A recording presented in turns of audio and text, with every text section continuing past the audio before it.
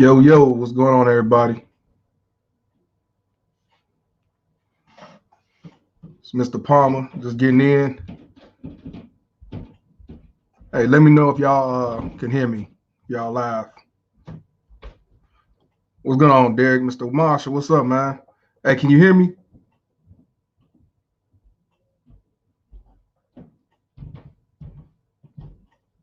Can you hear me, Derek?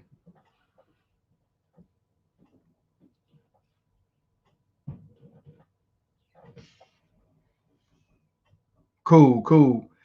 What's up? What's up, Alan? G-Man? What's going on, man? Hey, Alan, how's it going in New York, man? What's up, D?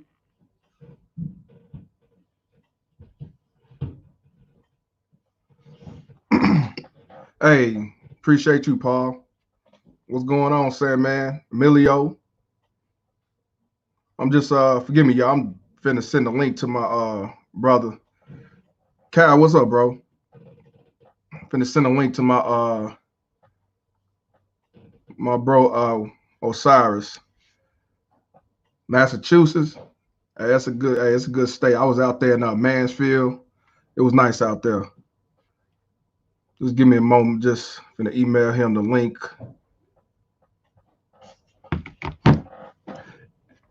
Hey, Derek, I'm getting things in order. I will have the hats. Look, hey, I had the shirts as well. I'm gonna have all that set up.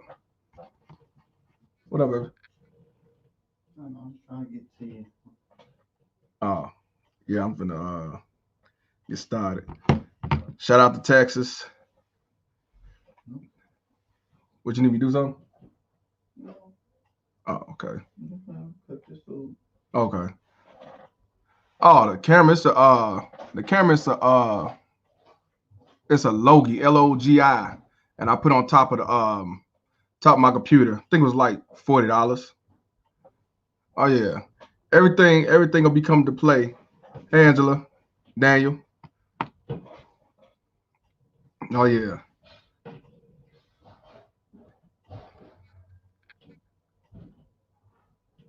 Hey, Aaron, that's how that go, man. This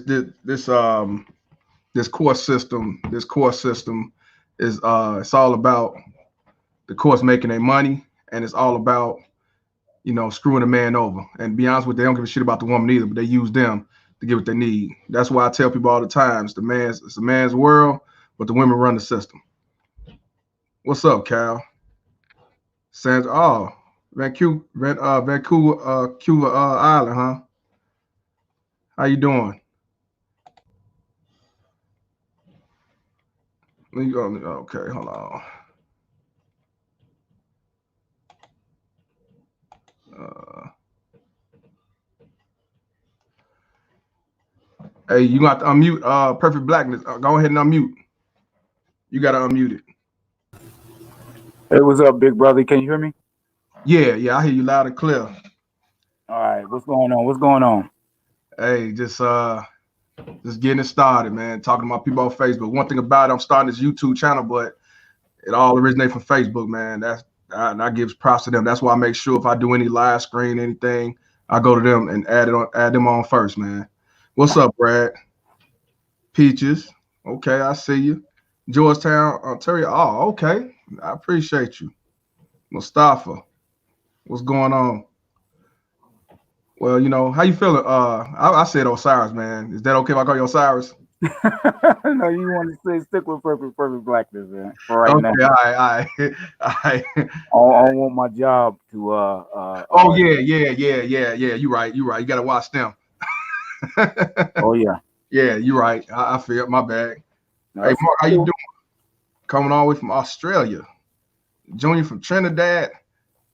And man, see, that's crazy, man. I told you what I tell people. I say this system, man, it's worldwide, man. A lot of countries, some countries don't do it, but a lot of them do. We can't see him because he's perfect. Perfect blackness. Hey, yeah, he is, man. He's a good brother. He's actually from Chicago, from my hometown as well, man. Um, Derek, you already know that's what they do. That's why they call baby mama terrorists. What I'm gonna do, bro? I'm just gonna play my intro right quick, and then we get it started, okay? Oh man, no problem at all. Yeah, it's just a quick 20-second. All right, y'all. We finna get this thing rolling. Let's get it.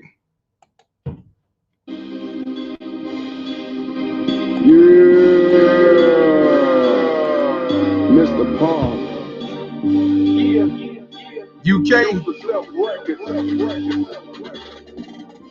Oh, Mr. Paul, self-made, CEO, self-paid, I do for self, I do for self, I fuck you and everybody else. Oh, Mr. Paul, self-made, CEO, self-paid, I do for self, I do for self, I fuck you and everybody else. All right, y'all. Just had to put the intro. Go ahead and unmute, bro. Yeah, that's a good intro, man. Oh yeah. Well, I used to do music back in the day. You know what I'm saying? I'm gonna put it out there eventually, man. Hey, how you feeling though, brother? Man, I'm feeling good, man. I'm feeling good. Life is good right now. So in this this whole Corona thing, I've been blessed to not be infected by it and all that, and I've been blessed to be able to still not be a part of the 30+ million people who lost their job. I've been working from home, so I'm putting in my 40 either way it go. Hey, that's good. That IT field is good right now, man. That's doing IT. Well, that's yeah. I tell people trade has always been the American way. But you know what the thing about it? Society try to teach us that going to college make you successful, when actuality going to college do not make you successful. So I tell people all the time, entrepreneurship and trade is where it's at, but they don't listen to me because I'm a dumbass deadbeat, don't know no better, So well, I can tell you, college is, and from experience, college ain't gonna do nothing but get you in debt. So I had to learn. I had to learn that the hard way. I went to college, and man, I'm still paying off for student loans. But my college degree has not lent me nothing that my certifications have. My IT certifications, oh man, that's I'm eating off those. I have not ate off my college education. You know what? Gary Lynn Scott. Gary is a good friend of mine from Tennessee, good brother. I don't know if y'all remember, I did a video. Well, it was his video I posted on the Fuck Child Support page. He was the one who the baby mama terrorist called the police on when all he was trying to do was discipline his daughter by taking her phone. Gary, we got to do an interview as well about your situation, because this is a man right here who got equal parenting, and he's getting treated like he's a low-life deadbeat, and he got equal parent time, and he's going through the bullshit with the baby mama terrorist and his unjust court system. So Gary, we gotta link up sometime next week and talk about your story. You have an interesting story as well. Most definitely, we definitely need to talk, bro. But Blackness, tell everybody where you from, and we can start with your, how it started, because a lot of people always say when I post my page and everything, they always say, well, you should have did the right way, get married first, have kids. Mm-hmm. And the thing of the matter is, you can do it the right way, the society way, and it still don't go the way it's supposed to. So if you could just explain to me on that. Oh, absolutely, man. I didn't, it wasn't one of those baby mama type deals. Me and my ex-wife, we was married before our daughter was born. Before she was conceived. We were married. So she was born definitely well within wedlock. She was not born out of wedlock or anything like that. And I'm not a guy. I don't have a whole bunch of kids. A bunch of stragglers running around and all of that. I only got one kid. I'm 45. I got one kid. I don't have them all over the place. So you're not a future. oh no. I couldn't imagine doing that. You know, No. I did it. I think that I did it pretty much right. You know, I didn't. I didn't have my first and only child until I was in my mid-30s. You know, so you know, I've been to college, been to the military, spent several years in the military, 10 on in, and in the army, and you know, got my college education. You know, I studied law for a while, and I moved here to Chicago. Couldn't break into the legal field and got into IT. Been in it ever since then. Made a good career out of it, and you know, met a woman, and I thought that was pretty good. You know, we dated for a few years before we got married and had the kid, and you know, things kind of went downhill from there. After the first year, you know, we got divorced after the first year, and a lot of problems didn't really start. You know, custody issues, anything like that, didn't start until after I you know really moved on. You know, she had been using the threat of divorce to get out of me what she wanted. She wanted me to stop doing certain things in terms of coaching and mentoring. She didn't want me to do that. Wait, so wait, Mr. I'm sorry to cut you off, but so you tell me you was doing coaching? Yes, I'm still doing coaching. Yes. So you wasn't out on the street selling drugs. You wasn't. Oh no. Oh, absolutely. Wasn't running around cheating. Oh no. You wasn't neglecting the family. No. But all because you was a coach. She didn't have to work. I didn't make a lot of money, but I still made enough to where I made it to where she didn't have to work. She didn't have to really, worry about going to work or anything like that. I was, paying all the bills and everything, paying hers too. So basically, so you did it the old school way, back in the day. The man of the house, he worked, he the provider, the woman stay at home, be the mother, nurturing, so on. So you didn't do the 50-50 challenge where you both work and everything. Oh hell no. No. So there wasn't no 50-50 thing. No. Hey, I ain't gonna lie to you. Hey, it's gonna be you gonna get you a job. Ain't no sitting at home. I mean, that's the way I see it. But I do not knock any man that do it the traditional way, because that's how it's supposed to be now. So like I said, once again, and I want people to hear this, because you got married, then you had a child. You was a provider. You wasn't. You don't have a criminal record. You wasn't out there hot dick is what they say, dump and pump, that nigga logic. You went out trying to get and everything else. So you try to do everything the right way, and all you want to do was coach on the side as you working as well, right? Mm-hmm. Oh yeah, yep. And do you know what the issue with that? What you just trying to help? Because it seems like you coaching. That means you helping young men or women, for have a good life in sports or whatever. But coaches is definitely something the kids need these days. So I want to know, what was the negativity behind that? Well, I she'll never said, but I always thought that it was more of a jealousy thing. But the reason that she would bring up was that she just assumed that once we got married and all of that, that I would put down all of that and totally and completely focus on the family. Not to say that, and see, for me, that I've always been a little confused by that, because just because you're doing other things, that you have other things outside of the home, that doesn't mean that you're not totally focused in on the family. But that's what the reason that she gave me. But again, that is never, at least that doesn't work with me, because again, it wasn't until she realized that I had moved on, in particular when she saw me with another woman after we had divorced. And that's when a lot of the problems really started right there. Oh, so you waited till y'all got divorced? Yeah.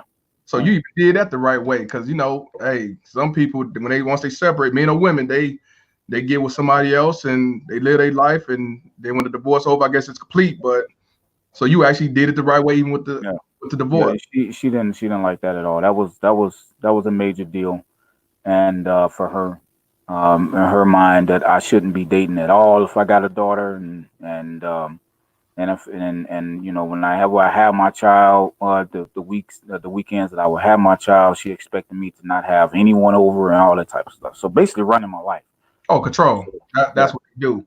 Now, but they can have any man around, married, molest, child molest, do the record. It doesn't make a difference as long as you don't do it. Yeah. Well, I don't know. No, I'm just talking about in general. In general, a Right, lot. yeah, I know. I never really asked to the extent that I knew anything about who she was dating or if she was. It all came from my daughter, and Right. that was all. That's always been voluntary information that she got. I never really asked her, say, "Hey, what is your mother doing?" I don't ask. I don't ask for that. That's because most men don't care. Once it's Right. a done deal, it's a done deal. You're supposed to be the parent. Then hopefully you got the right person, somebody that's fit to be around our child. But it's after the fact. Then after, what I'm saying, do what I got to do. But yeah, most men don't worry about the woman afterwards. It's a done deal. I don't care. I'm not gonna get in your business. I was that way. I'm not gonna get in your business. I'm not gonna question the kid. I'm not gonna do none of that. So Right. Yeah. it's never the same when it comes to us, though. Never. Right. And I had always did my best to keep her kind of out of my life. At least at that point, we were doing exchanges, picking up and dropping off our kid, our daughter. It was still relatively. I still wanted to do it in a public place. I didn't want her, coming around my place or anything like that. But she would come around yelling and all that type of stuff. So, oh yeah, it got. Once she found out that I was dating and all of that, that was it. I mean, the whole side of her came out that I never even knew existed. So it wasn't about. So I mean, I understand you probably was mad about the divorce or whatever, but you telling me, long as you didn't claim nobody, long as you didn't have nobody, long as you weren't in a relationship or whatever, it was cool. But as soon as she found out you actually got a relationship, even though y'all divorced, I'm not separated, you're divorced. Yeah. You're telling me that now it's time to unleash the beast. Right. I didn't get any any type of pushback from her at all until I can go back to that day when she found out that I was dating. How did you find out? I believe she saw us, and then I believe she saw us because when I went to go pick her up, no, I went to go drop my daughter off. My then girlfriend at the time was with us, and after I dropped her off, and she kind of looked at me like, "What is this?" And so I just said, "Okay." I didn't really respond to her, but she started blowing up my phone. Then she started saying all kind of inappropriate stuff out in the public. She started coming by the apartment and all kinds of stuff. So it just turned on a dime after that. So she was basically stalking. Yeah, basically, and ironically, is one of the things she tried to accuse me of. but Okay. but basically, yeah. I mean, and she would, as opposed to doing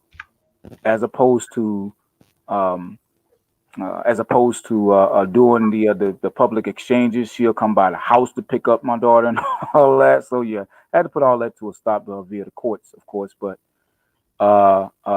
yeah, hey, give me 1 second. I'll be right back. I got to meet up for 1 second. No problem. Hey, now so far we ain't get to the real good part, but now y'all heard this. Now this is a man who did it the right way, because everybody, society always say, well, you should have got married, you should have had kids out of wedlock, you will get your rights and all that bullshit. But as you see, got married, had a kid, provider, the lead, head of the household, wife didn't have to work. And for some reason, baby Mama Terrori still want control. And what happens? Okay, lead up to divorce. It's okay as long as he ain't got nobody else. But as soon as he move on with his life, get somebody else, girlfriend or whatever, now it's a problem. Now this when the alienation begin. Now that's when you ain't shit. You a deadbeat. You ain't worth being a father. Them are my kids. My kids. Mm-hmm. Yeah. See, now I'm just trying to everybody, because people always say do it the right way. It does not matter when it comes to these courts doing it the right way. They don't give a damn how you did it the right way. So whether you married, whether you're in a long-term relationship, they do not give a damn. Or if you that deadbeat. That's why I tell people, when you go to court, men, when you go to court, 9 out of 10, you are no different from that deadbeat dad. None. That deadbeat get the same thing that you get every other weekend. Pay child support. Don't difference is deadbeat like the hell with the kid. I don't want to see that little nigga.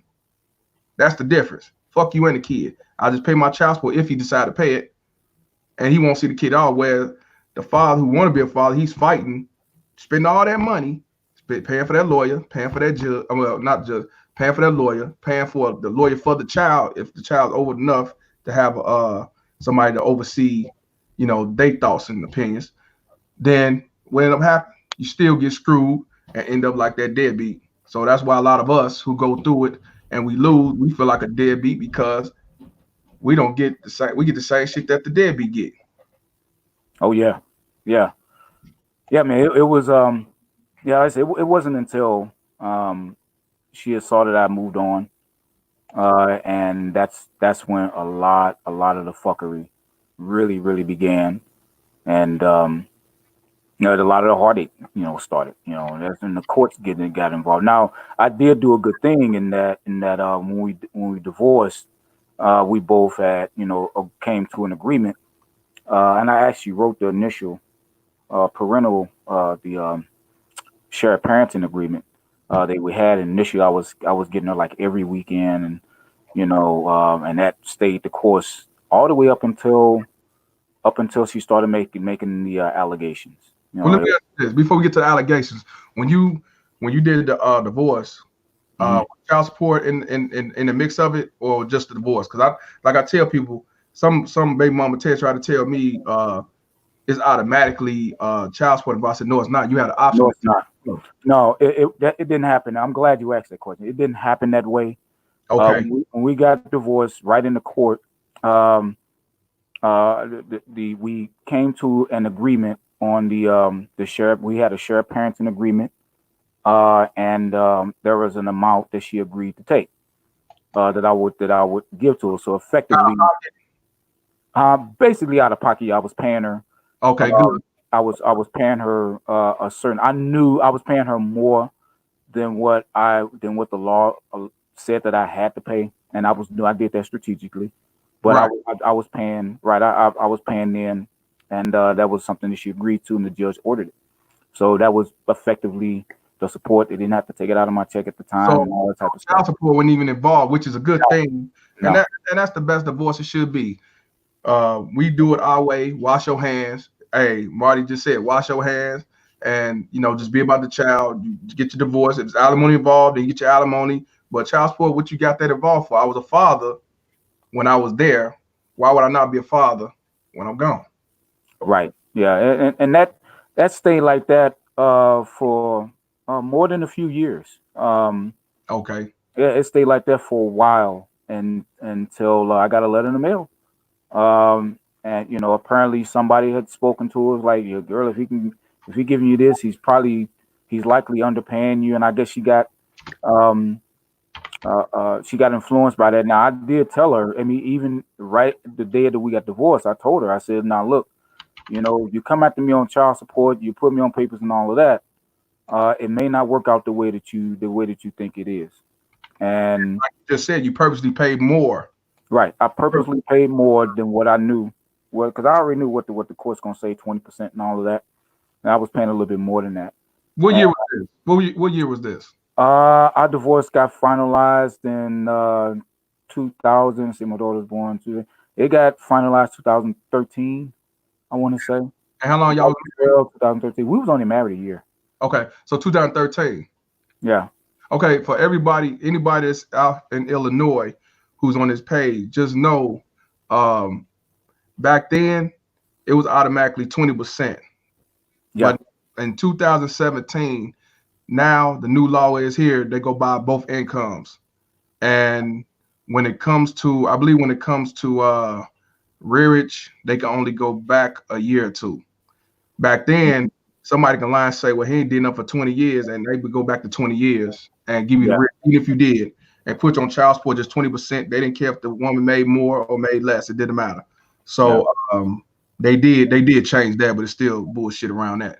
Okay. Oh yeah, it's still a lot, but it's and now it's on the percentage on how many nights a year. The child stays with each parent, and that's why her and her lawyer have they really they fight me to go above a certain percent, because once it goes above a certain percent of nights that I have my daughter, the child support starts to come down significantly. So they really fight 50-50, or they had to fight like tooth and nail just to get to what 35-40% I got now. It's closer to 35%, but if it goes up, if it goes up a few percentage points more than that, then the child support is going to start to come down. They don't like it. You know, they've been trying to work on this 50-50 automatic equal parenting time for the last couple of years. They're not going to do it no time soon. No, they're not, because that's gonna significantly hurt the courts. That's gonna significantly hurt the revenue that comes into the family courts. It's gonna significantly hurt if the posture is, if the assumed beginning posture is 50-50 like it should, then that's going to significantly a lot of women are going to be ass out in terms of child support. That's why they don't want us to have equal parenting time, because if we do equal parenting time and they only getting $100, why would they do that when they get, you know what I'm saying, get the woman primary custody and get $1,000 a month?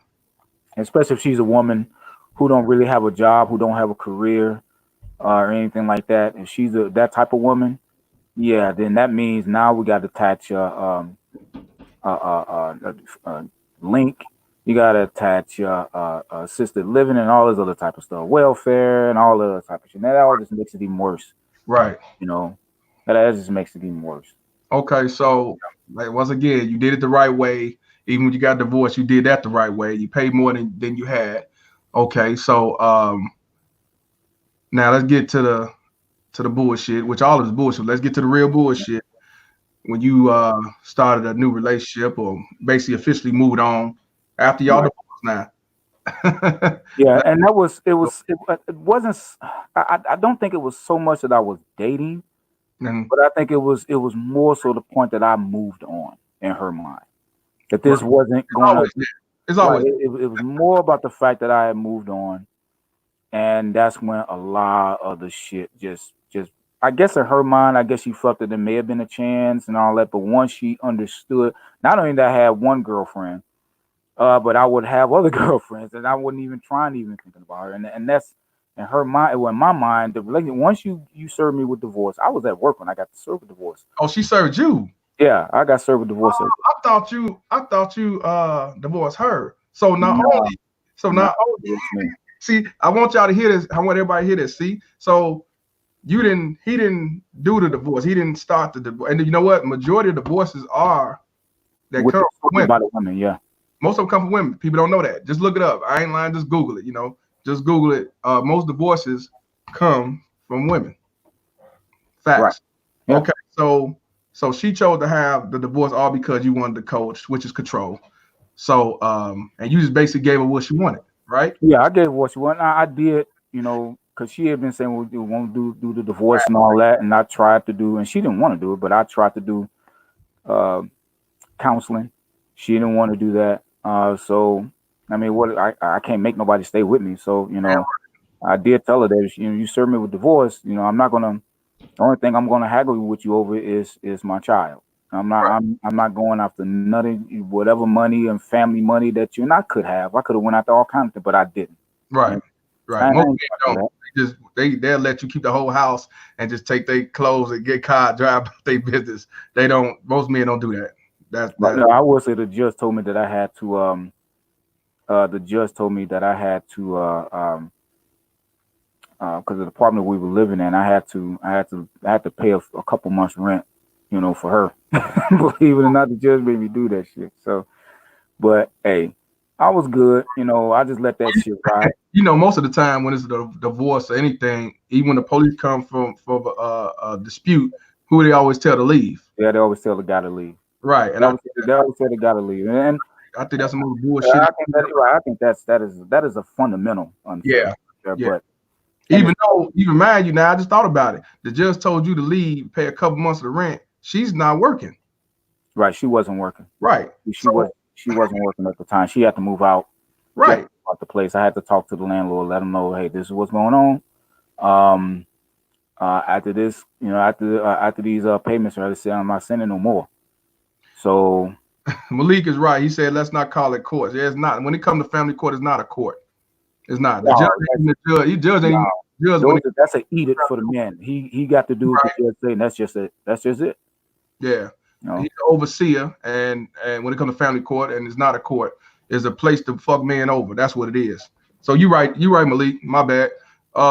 So question. So when the judge, judge told you had to make that transition, which you didn't have no problem with it. No, I didn't. You had to pay a couple months, to help out or whatever, which you still providing. Now I got to go back a little bit. You said she started to want child support because was her family that told her that? Because usually it's the baby mama. I'm not sure, but from what I've been told, her sister had been talking to her, and one of her sister's girlfriends was talking to her. I take it they get child support and they baby mama Terrori. Yeah. Misery loves company. Misery loves company. Her sister is a welfare queen. Okay, there we go. And that's what she does. Yeah, I understand. She doesn't work or anything. So that's what she was influenced by. Mm-hmm. So and when I got the notification in the mail, and then I didn't ignore it. And this is where a mistake that a lot of men do when they get that letter. They just ignore it, or they assume that the decision was already made, and it really hasn't been made.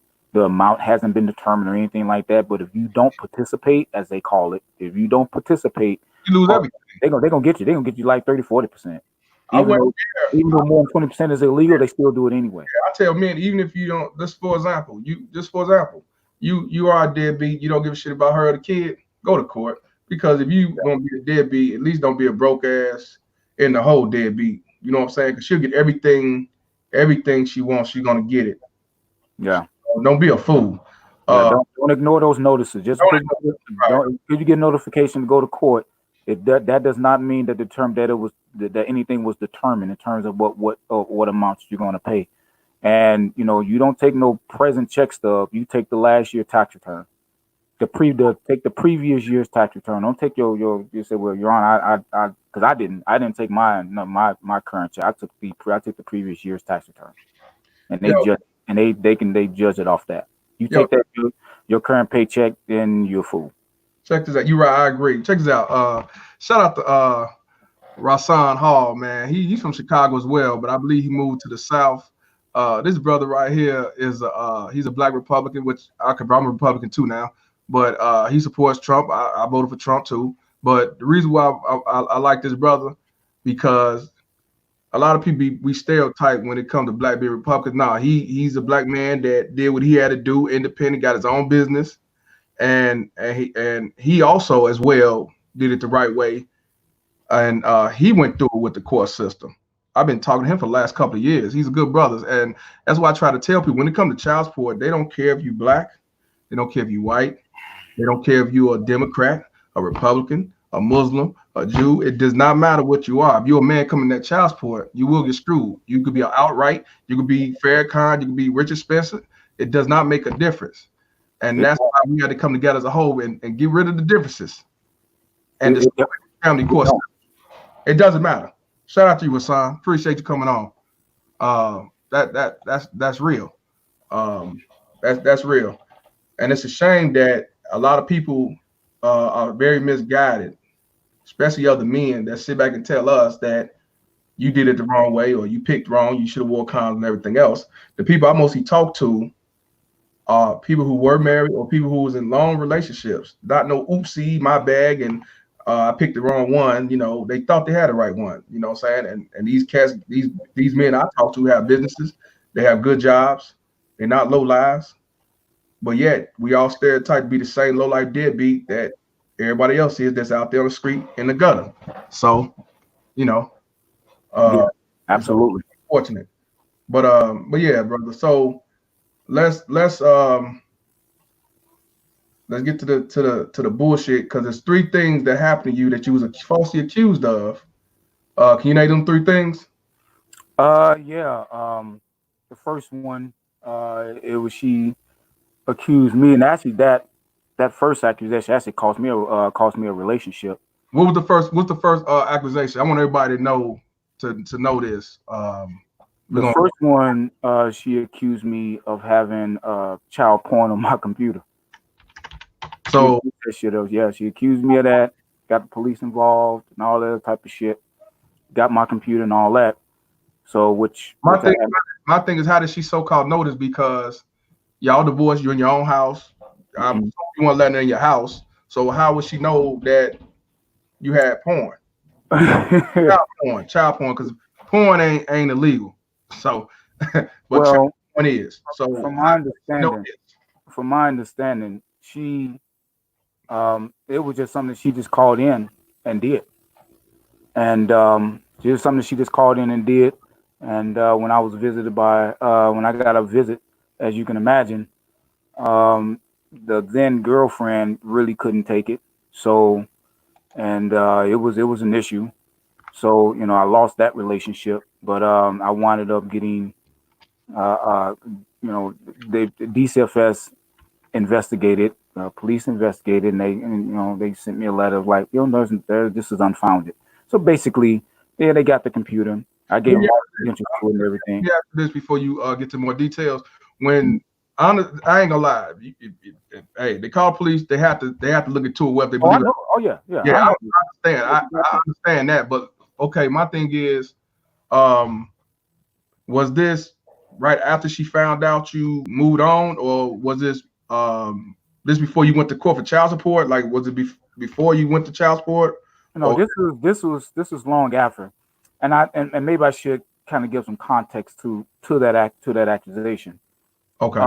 Shortly before that, her and I had a discussion because she was upset about the fact that that number one, the judge gave me the time that he did, and she said that she had wanted to go to the military. Now at that time she was, and I was telling her, I was like, well, okay, well that's what you want to do. I don't think they're going to take you. They ain't going to take a female in her mid-30s. They're just not going to do that. So. No, you gotta be already in there. I think 34 is the limit, right? Right. And she I don't know what made her think that, but that's what she thought. And she said something really key. She said that she was going to want to that she was going to get custody of my daughter to her aunt. And I was like, now why is that? What was the reason behind that? That's how she is. Because again, that keeps the child support payments having to keep going in. If I got my daughter, she knows full well that the first place I'm going is right down the court and say, Your Honor, I got my daughter this full time. Yeah, 6 months. 6 months. 6 months, right? Yeah. So she's talking about having my daughter being with her aunt. And I don't for the life of me, I still don't understand why she thought that I would go with that. So she actually thought that I would go with bro, that the reason why I'm gonna tell you why. Horse logic. Horse logic. That's what that is. When they think of stupid shit like this. But my question is, when that happened, I take it that's when you was already paying child support. I was going in paying child support, and by that time, it's a funny thing. This also happened before before the first allegation as well, when she did file for the child support, and the judge determined that I was had to give her. I was going to be giving her less, actually less, a few $100s less. She came to me right outside the courtroom. She came to me after the determination. She asked me, "Can I pay the difference?" Oh, is she? Yeah, she asked me to give that I pay her the difference of what the judge said I had. So I had to pay her less. So she wanted me to pay the same amount or just pay her. I was like, no. How did you tell her? I was gonna say, how did you tell her no? Because I know you weren't going. No, I told her flat out, and it was right first. I said, you wanted the white man and you want the white man's court. You got him. You asked for it, you got it. Now you want to deal with them. I'm not giving you 1 red cent more than what the law says is applicable. But you know what? That's the thing about it, though. You know, they call it the white man, but when you go to court, man, you seeing the white man. I know. But that's what I told her. That's what I told her. I told her loud too. The other boys looking at me like, God damn. Yeah, that's exactly what I told her. That's horse logic. But okay. So now not only that she wanted you to pay the difference, she decided to go to court, even though you're paying her more out of pocket. Yeah. She went and the judge said you're paying too much. This is what you got to pay 20% still, because the law ain't changed till 2017. So what year was this? Ooh, I want to say at that time my daughter was about 4 or 5. So Okay. I've been paying for a couple of years. Cause I said when we divorced, she was 1. So okay. It was definitely before 2017, of course. Yeah. Oh yeah. Yeah. It was before then. I think my daughter was about 4 years old, 4 or 5 years old at that time. So yeah, and yeah, she wanted that. So all of that is in the backdrop of the and right after that time, that's when I really she would keep it from me. I would go 30, 60 in 2 months without seeing my daughter, with all kinds of excuses. I would have to basically make her appear in court. The judge would say, "Look, you have to give his father his child."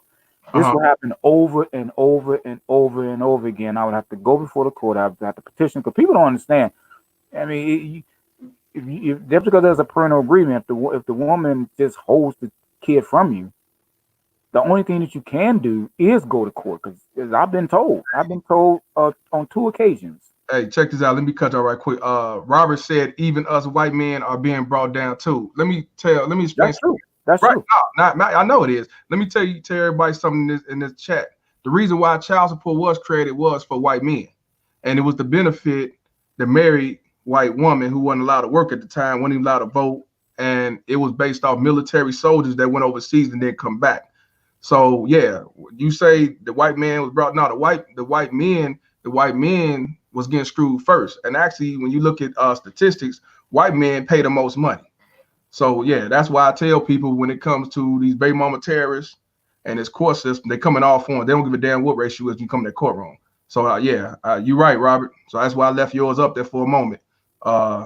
It's real. He's right on that, because it started with them. They was getting paid. The child support was for them. Now I can tell you, when how it is in Chicago when you go to court, and especially in these matters here, it's an open court. Yeah. Everybody can hear your case. Everybody can see what your case is about. Right. It does not matter. Right. And when guys would stop me in the hall, because when they would hear how much time I get with my kid, they were like, "Man, how did you do that? What did you do?" I'm like, "Dude, this is what you got to do here. You got to do A, B, C." And a lot of times, man, those guys walk away dejected, knowing, like, damn, I got to do all that. I got to pay all this money. Yeah, you do. It ain't easy. And you still, a lot of those guys were white men. A lot of those guys are white, Hispanic. Okay. All right. Yeah. Because that's the point. That's the reason why I say, yeah, a lot of those guys are white. They listen. They get screwed over, man. And this is why that's why I tell a lot of black people when they try to say, it's tearing the black man down. Yeah, we get screwed the most, because people don't want to talk about this. Most black men are at a high rate on child support because of black women. So we are screwed. You know what I'm saying? They don't want to talk about that. They want to steady say, oh, it's the white man. The white man, nah. White man created child support, the system and everything else, but our women are voluntarily doing using the system against it. They're volunteering to do this. Right. And that's why when I made this platform, believe it or not, I have a lot of white people on my Facebook page.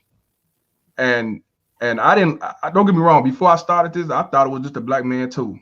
I was doing nigga logic because my lack of knowledge. But as I started getting more into the statistic and learning, I realized the history and everything, it started with them. And they are paying the most money because they're more successful, more entrepreneurship and everything else. But we are at a high rate on child support. And it's only 13% of the population of black people. See, but when I try to tell the black people that, then they want to try to deflect and say, the bullshit, self-hate and everything else. Fuck them. But yeah, bro, I like to talk the reality and the truth when it comes to this child support bullshit.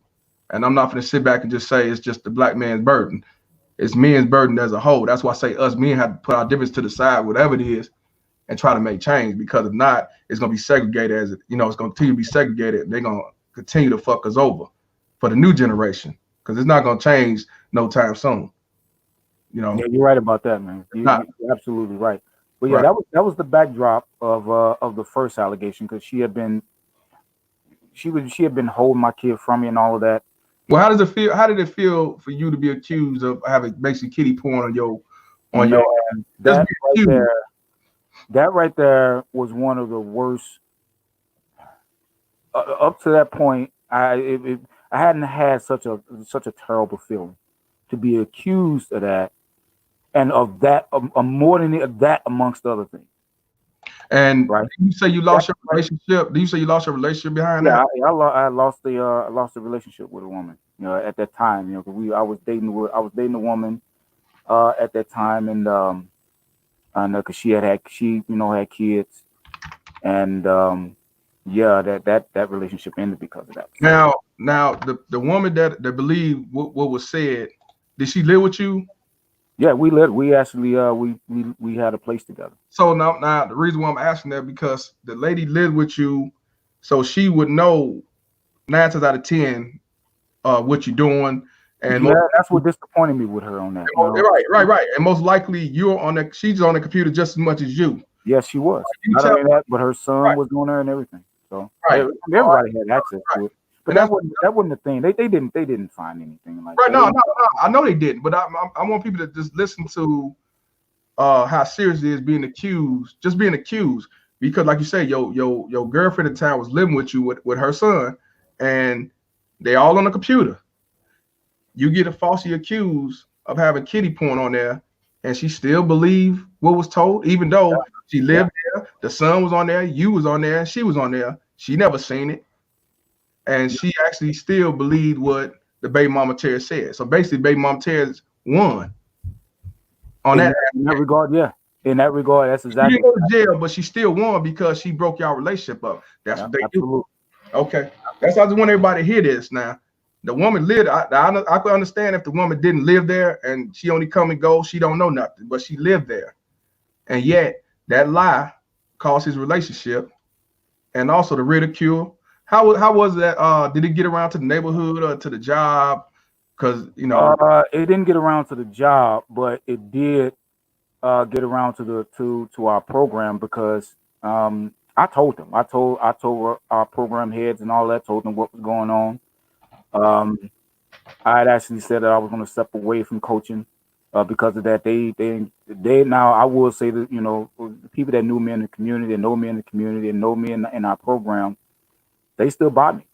I mean, they still bought me big time. And it was like, no, we're not going to do that. You know, look, just, you know, it was certain people that knew about it. Then the most important people of our program knew about it. When I was exonerated, of course, you know, got the letter and all that, and showed it to them. They was like, see, you know, just chill. You know, I didn't want to bring any heat on the program, because I deal with kids all the time. You know, and of course, and I can understand that. You know, you don't want nobody on your staff, coaching staff. Yeah, usually you fired. If you right, you don't want that. That was the reason why that was the reason why I said I would step aside and everything. But they still buy me, and they still buy me and everything. Kind of, you know, once I was, you know, cleared of that, and DCFS sent a letter to me saying that the accusations were unfounded. Everything kind of went on. Show how your character was for them to actually still side with you, working at a school where it could get out, and the family and I'm not at a school. It's not a school. The program it's a district. No, it's not but we kind of, we're not affiliated with the Park District. We used to be with CPS. Okay. With CPS, they did away with their youth football program. They did away with it, but it was at a time where we were still in the CPS, right? And we had to still get on and get background checked every year, fingerprint and all that type of stuff. Yeah, but you're still dealing with the kids, so even if it's not, yes, absolutely, yeah. Parent can come up there and say, "No, hey, I don't want him in there. He's known to be a pedophile." Exactly. You already know. That's where it can get real dangerous, man. Because a lot of people know me, you know, on the South Side. You know, a lot of people know me. I've had my hands on a lot of people's kids over the years, man. Right. You know, more than 14, 15 years doing this. Right. It's fair to say I've had my hands probably on thousands of kids. Well, let me ask you this: when you was first accused with that, did they did they stop you from seeing your daughter every other weekend when you was getting her? Because by this investigation, something serious. Did they say, okay, well, you can't get your daughter? Yeah, anytime there's an investigation, anytime there's an accusation like that, your time with your kid stops, at least until the investigation is complete. Okay. So yeah, I did. And let me ask you this. I'm laughing because I already know the answer. Now, they stopped you from being a father, being a parent, but did they stop your child support? Oh hell no, I still have to pay that. The child support that had to that continue to come out. So even though you was accused of some vicious and devilish, you weren't allowed to see your daughter, but you still had to pay that child support. Absolutely. I think that investigation took about I want to say 2 months. It took about 2 months, 2-3 months. For it to really come to a full head. Okay.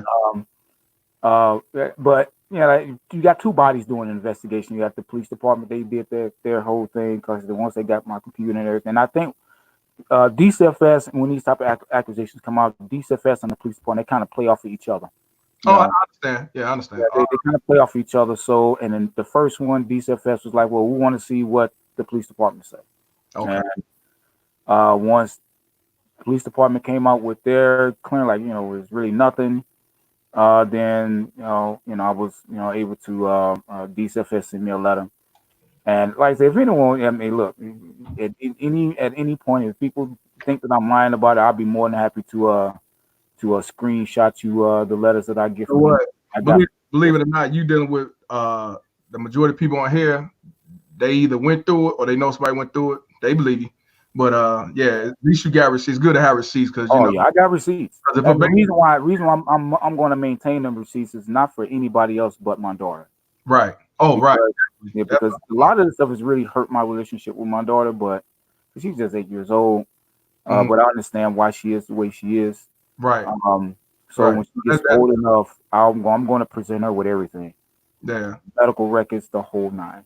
Yeah, the whole nine. But yeah, that was the first one, man, and that was kind of jarring, man. It was like, what the fuck are you? And I had to, I relinquished my computer and all that.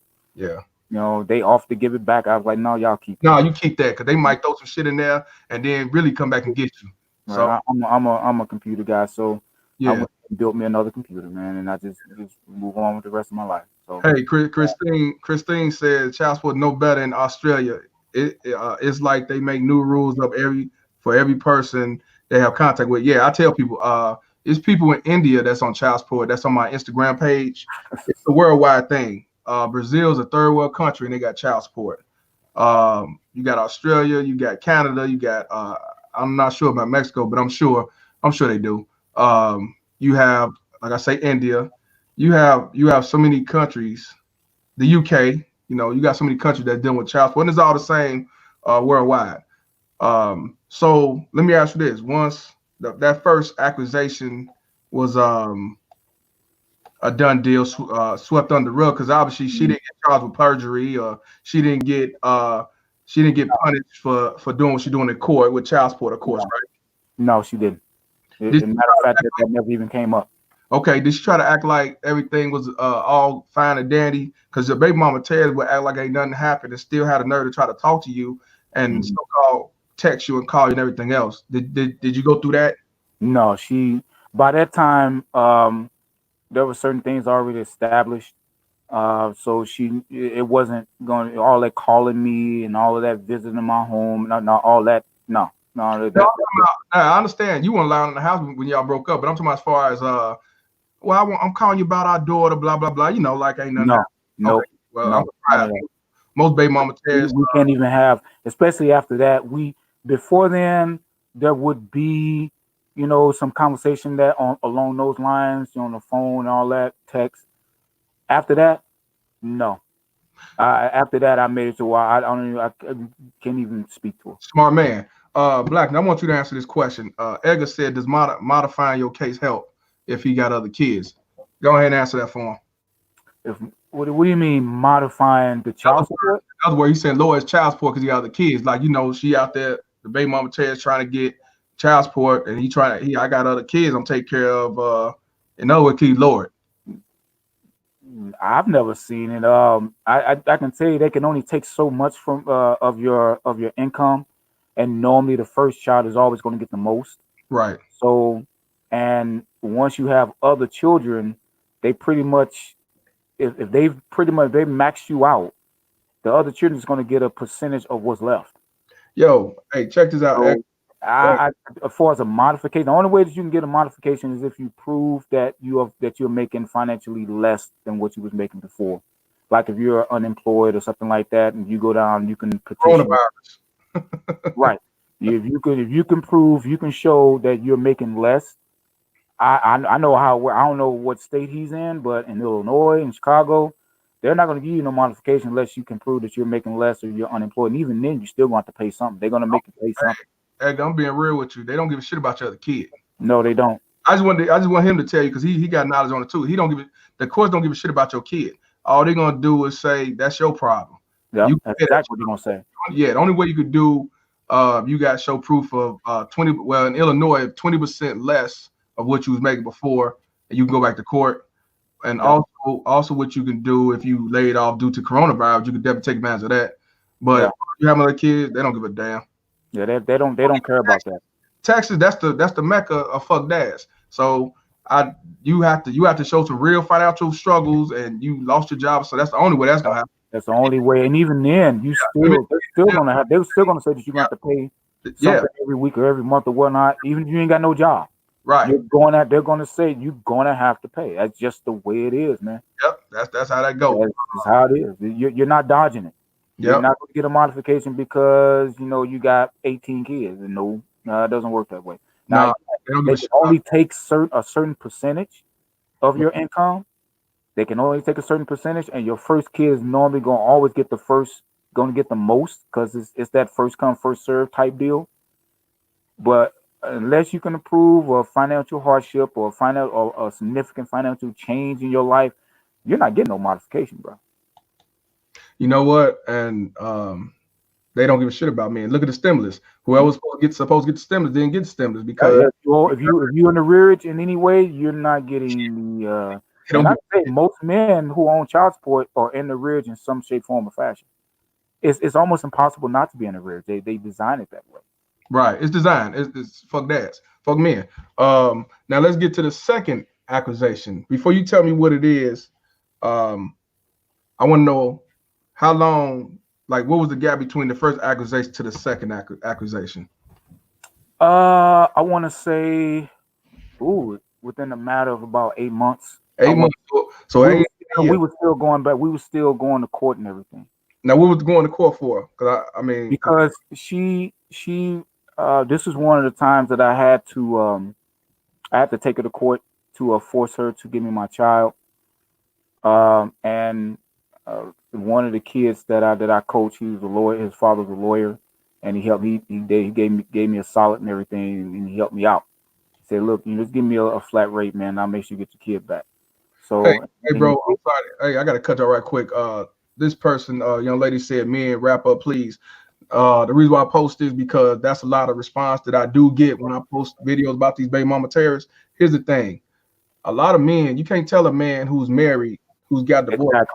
Up. You cannot tell men who's been in a relationship for over 5 to 10 years to wrap up. When it comes down to child support, majority of men are on child support because of failed relationships, failed divorce. This page is not about guys who didn't want to be fathers and they made a messed up decision. This page is about guys who try to do things the right way and try to be a father, and all they want to do was be a husband or a boyfriend, and it didn't work out for whatever reason it was.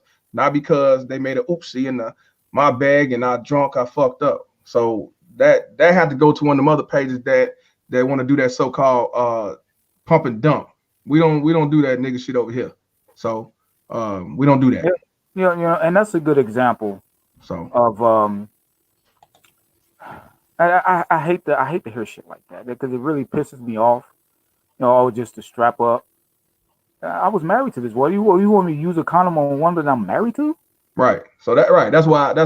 But I mean, yeah, it used to piss me off, but I want people to see that it's real. People do think this, and and I'm tired of people telling me it doesn't when I see it all the time. So that's why I put it up there, because people think that. And like I say, this page ain't about oopsie. I mean, shit happens. Don't get me wrong. We grown. But my page is basically majority of people who were married, who was in relationships, most of the guys that try to stay in it for the long haul. It didn't work out. And that's all I did, man. When I was in the Army, that's all I did was strapped up. I kept a fucking box of condoms right on my goddamn nightstand. And man, please, I kept strapped up. Now, hey, bro. Now I would say, now I tell these young cats, now if you ain't married, you need to be strapped up. Don't have no kids. If you can, wait till you get married. If you don't want to get married, get a surrogate. If you don't want to get a surrogate, get a vasectomy if you ain't trying to have kids at all, because you don't want to be in a predicament like this. So, and if you married and y'all on good terms, that's where you get your own paperwork done and get it notarized that y'all agree that if we break up, equal parental time, no child support, or I'm gonna pay you out of pocket and not go through it. That's why I say change the laws in your mind. You change the law in your mind, you ain't got to deal with the courts, which the courts ain't real anyway. You ain't got to go there. You know what I'm saying? So you got to change your mindset. Just because child support is around don't mean you can't go around that. You know, so you said it was 8 months. I had to bring that up though. I'm sorry. But you said it was 8 months from, I can't remember exactly the length. I know but it wasn't a year. Oh no. Okay. Not even that. I actually think I'm being given more time by saying 8 months, because I know we were still going back and forth through court to force her to give me my child. Okay, so even after the first accusation was false, you still weren't allowed to see your child?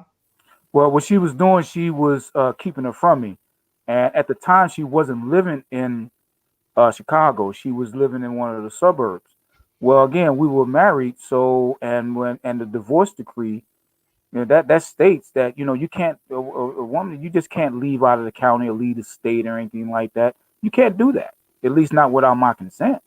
You can't take my child out or anything and that was what she wanted to do. She wanted to go live with her sister who lived in I believe in Libertyville, some doggone where.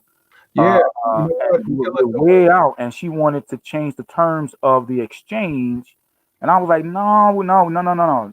So the judge said, you know what? Because what was in the divorce is that any significant change in the parenting time or anything like that has to go through mediation. Funny that you say that, because in Illinois, you can't go past 20 miles or 25 miles. It's 20 miles. Now, funny, but in Texas, they say it's a brother told me it was 100 miles. I'm like, 100 miles, that's a long way, man. That's 2 miles away. So I'm glad Illinois did offer, 20 miles, and it got to be in the same state, though. Yeah, it got to be in the same state. Not even the state. She can't leave out the county. That's what I mean. I'm sorry. She can't leave out the county. She cannot leave out the county. Right. And the judge told her, and my lawyer was like, well, in the interim.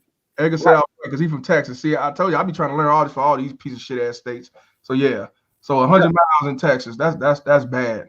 That's bad. Yeah. So, but I take it she didn't go to the military, right? By then. Oh no. I don't know what happened with that, but I assume that she probably talked to a recruiter and they gave her the reality. So that's not happening. Right. Who cares? That's just not happening. Right. In any event, I guess I personally I think that first allegation, when that didn't pan out the way that she wanted, she felt that because what she did after the allegation, she just assumed that that I would be charged and all this other type of stuff. So she just went up to basically live with her sister. And I'm like, well, what are we supposed to do about visitation and all that type of stuff? And she just wasn't complying. So we had to go to court. I had to go to court, and the judge told her that well, you got to go through mediation. But in the interim, while you're going through mediation, you must stick with the original agreement, which was at that time was every weekend. So she had to stick with that. So that means that we had to do the exchange at the public place that we both agreed upon here in Chicago. And that it was then that I told the judge that I would want to do the exchanges at a police station.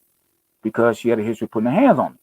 So the judge ordered that. So as we were going through mediation, when it became clear that I would probably start getting, not only was I winning in mediation, I was going, the mediator was going to suggest more time, that I would get more time.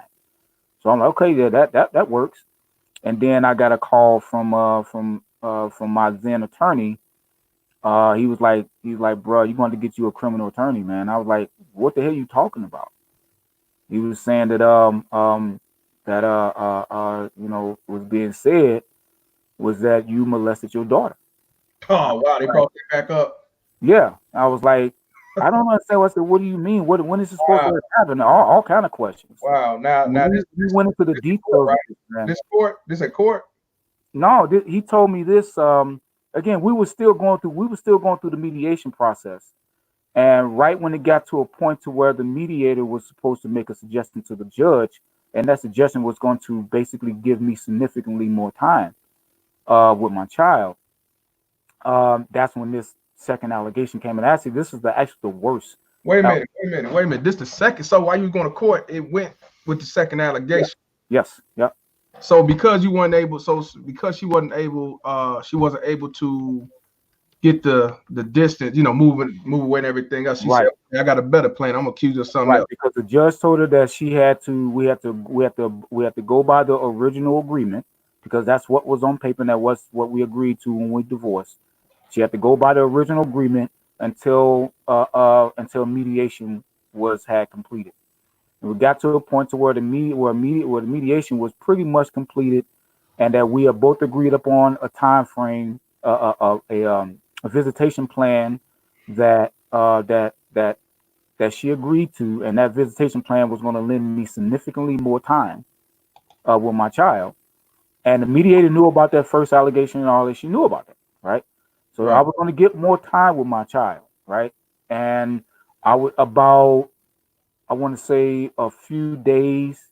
It was about a few days before. It was a week before a week before we were supposed to have where the mediator is supposed to give her recommendations to the judge.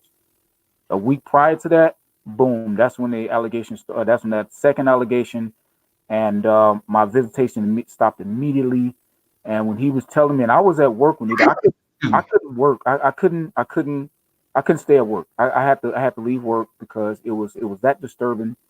I literally vomited in the bathroom because I had to leave my desk. And where was you working at then, or were you at the same job? I was kind of in. I wasn't even. I was at a kind of a. I had a temporary contract. I was on like a 6-month contract, and like a sysadmin contract downtown. Right off of Michigan. Okay. And I go ahead. No, go ahead, brother. Go ahead. No, when he was telling me the overview of this at my desk, I was like, I got to go I had to go to the bathroom because I had to really get a little bit more detail in what he was saying. And what he was telling me, man, I literally vomited on the floor in the bathroom, man, because it was that bad. And I was like, I cannot believe that she said this. Wait a minute. So this is at your job. They knew about it. No, my job didn't know about it. My lawyer called. He called my cell phone. He called my cell phone. Was like, look, bro, I don't do these type of cases, this type of thing. You're gonna have to get you a criminal defense attorney and all of that. I was like, are you serious? So, and he told me what was being alleged. Okay, now I want you to say it one more time. This is the second time you was falsely accused. What was you accused for again? Please tell everybody. She accused me of sexually molesting my daughter that included me breaking the hymen of my daughter. That's what she accused me of. And I'm like, I can't believe what I'm hearing. So now I'm having to scramble to get another attorney, because I can understand this is not what he does. He helps with fathers getting some time and all that, but he doesn't do this type of legal work. And I understood that, right? So I had to scramble to get some money. I had to pull some money together. Now I'm getting rent money together and all this other type of stuff. I had just paid my rent, so I really didn't have a lot of money just laying around anywhere. You know what I mean? So I had to pull some money together, and I spoke with several attorneys and everything. And I even, because I studied law a couple of years when I was in Florida, I called a couple people, called a couple professors and everything. It was like, well, you probably should do this before you get another attorney, do A, B, C, D. And I did. I did all those things. Actually, those things actually really, really helped. Um, but I did wind up getting another attorney, and my visitation stopped. Um, and Oh, that one there, I think that whole allegation, I think I attribute that in terms of to that has really hurt the relationship between me and my daughter, because I went a year and about 2 or 3 months of straight supervised visitation. I can only see her on Wednesday, and that was at a place where guys would go and see their kid once a week. I went through this for about a year and a few months. how, While this was going on. how old was your daughter then? My daughter was 6 at the time. She was 6 at the time. So yeah, she was 6 at the time, and um, that, and the way that she said I was supposed to have done this. She said that my daughter was home in Sheepfold. I don't know how they squared this square here. I don't know how they rounded this circle, but they did. That she said that her and her grandmother, who was a registered nurse, but her grandmother is in her 90s, said because my daughter had diarrhea, so that's what prompted them to examine my daughter, and they determined that she didn't have a hymen. So they went to one clinic. They were she During this whole thing, my daughter was medically examined 4 times. How many 4. times, wait a minute, how many times she was examined? She was medically examined 4 times, twice by DCFS, Uh-huh. on 2 different occasions by DCFS. University of Chicago and COMED clinic here in Chicago. So she first went to COMED, and COMED told her that she had I didn't know then at the time, but because it took me a lot of fighting with COMED, I had to threaten to sue them in Uh, order to get medical records. COMED is University of Chicago for anybody who No, don't know. no, no, no, no, no, That's, no. No. COMED, the Comer, she did go to Comer. oh, Comer. Oh, see, that's what I thought you were Comer thinking. with a C. Okay. What's She well, went what's, to what's Comer? COMED is more of a neighborhood clinic, Oh, I never. Okay. and Okay. that's spelled with a K. Okay. I know. Is they All still right. open? They Yeah. still around? I never heard. Oh yeah, they still I never. Where they located? 43rd and Berkeley. Oh, okay. Yeah, I wasn't never around there. Okay. Yeah, Okay. that's where they're located. And I had to get my attorney on the phone, threatening them to sue them to get the medical records. And when I got the medical records from from COMED, it stated that she had a normal annular hymen. And I had to go look that up. I'm like, what the fuck is an annular hymen? So I had I, to go look I that know shit what up. it is, but the thing about it, what got me was when she said that she said the nurse, she was a nurse, but she's 90 years old. That Yeah, was me. and she got cataract. So, and she's diabetic. So, you know, but the thing is, I went through a whole year and a half, or close to a year and several months, or a year and a couple months of the supervised visitation behind us, and I couldn't get my daughter. I couldn't. They wasn't going to allow it. They went through this whole thing. I had to speak to the police detectives. Uh, he called me, and I remember the day he called me because it was one lawyer that I was speaking to. He said, "Look, if you talk to that police officer without an attorney, don't call me." And I Mm. was like, "Well, I got to say something because now I'm looking guilty." You know what I mean? So I went ahead and did. I went down to the police station and talked to the police officer. He had already spoken to my ex-wife, and he's spoken to her sister, and he indicated there was a lot of inconsistencies and everything. But he said right now what he was going to do was leave it in the hands of DCFS. And he was going to give his findings to DCFS, and that was going to be it. And that was the last time I spoke to that guy. Um, and I didn't have any problem with getting any medical records from Comer, University of Chicago, and I really had that much problem getting any medical records from DCFS. I do remember DCFS doing the second one because they called and they asked me, and I found it really strange. They said they wanted to get my permission. I was like, "Why y'all want to get my permission?" I said, "Go right here, do whatever you have to do." Your permission for what? To do a medical examination on it. So he said they wanted, and I've gathered. Me and my attorney have gathered we've gathered what happened. Of course, my daughter was saying some of the most outrageous things that just did not make any type of logical sense. Like what? She was repeating things that Hey, Mama Terrori said, of course. Right. Yeah, she was saying now one thing that my daughter said that she remembered me doing. Now keep in mind at this time she was 6 years old. Right. She's 6 years old. She said that she remembered daddy touching her when she was in diapers. This is what my daughter told DCFS folks. And I'm reading this because they wrote this stuff down. They wrote this down. I'm reading this, and they still came back with this is just unfounded. This is unfounded, and nothing happened to her. Oh, of course. Nothing happened to her. Nobody said anything. See, at this point, I'm irate in court. I am completely irate in court because nothing happens to her. Not a goddamn thing. And of course, you're still paying child support, right?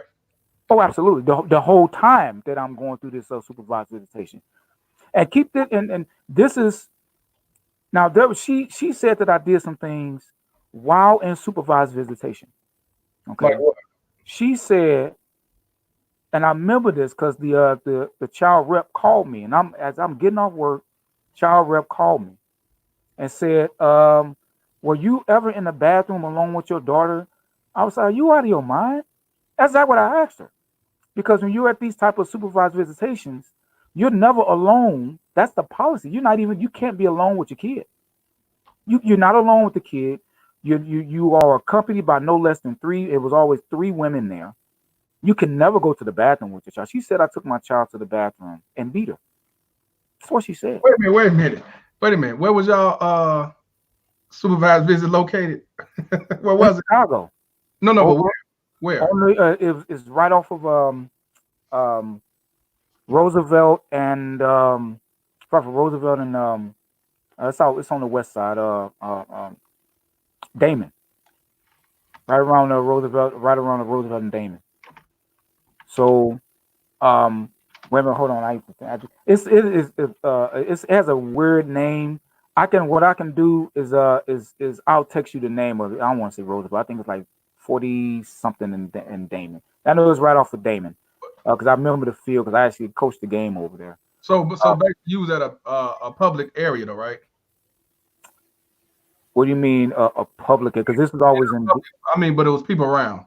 Oh yeah. Oh, absolutely. Not only me, but there's also other fathers there with their kids, right? And I later found out that this program was mostly for men who were accused of beating their women. And they need supervisor. And when I found out, I was really insulted. Like, I never put my hands on this woman, but that's what they said that I need to do. Right. That's what I had to go through. So, yeah. So during the time I was there, yeah, she accused me of.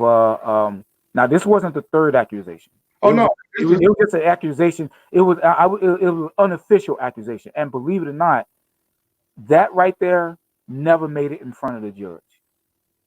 The judge never got to hear that woman just blatantly just came out with something that made absolutely no sense. That I've taken my forget about the fact that this can be easily proved. Forget about that fact.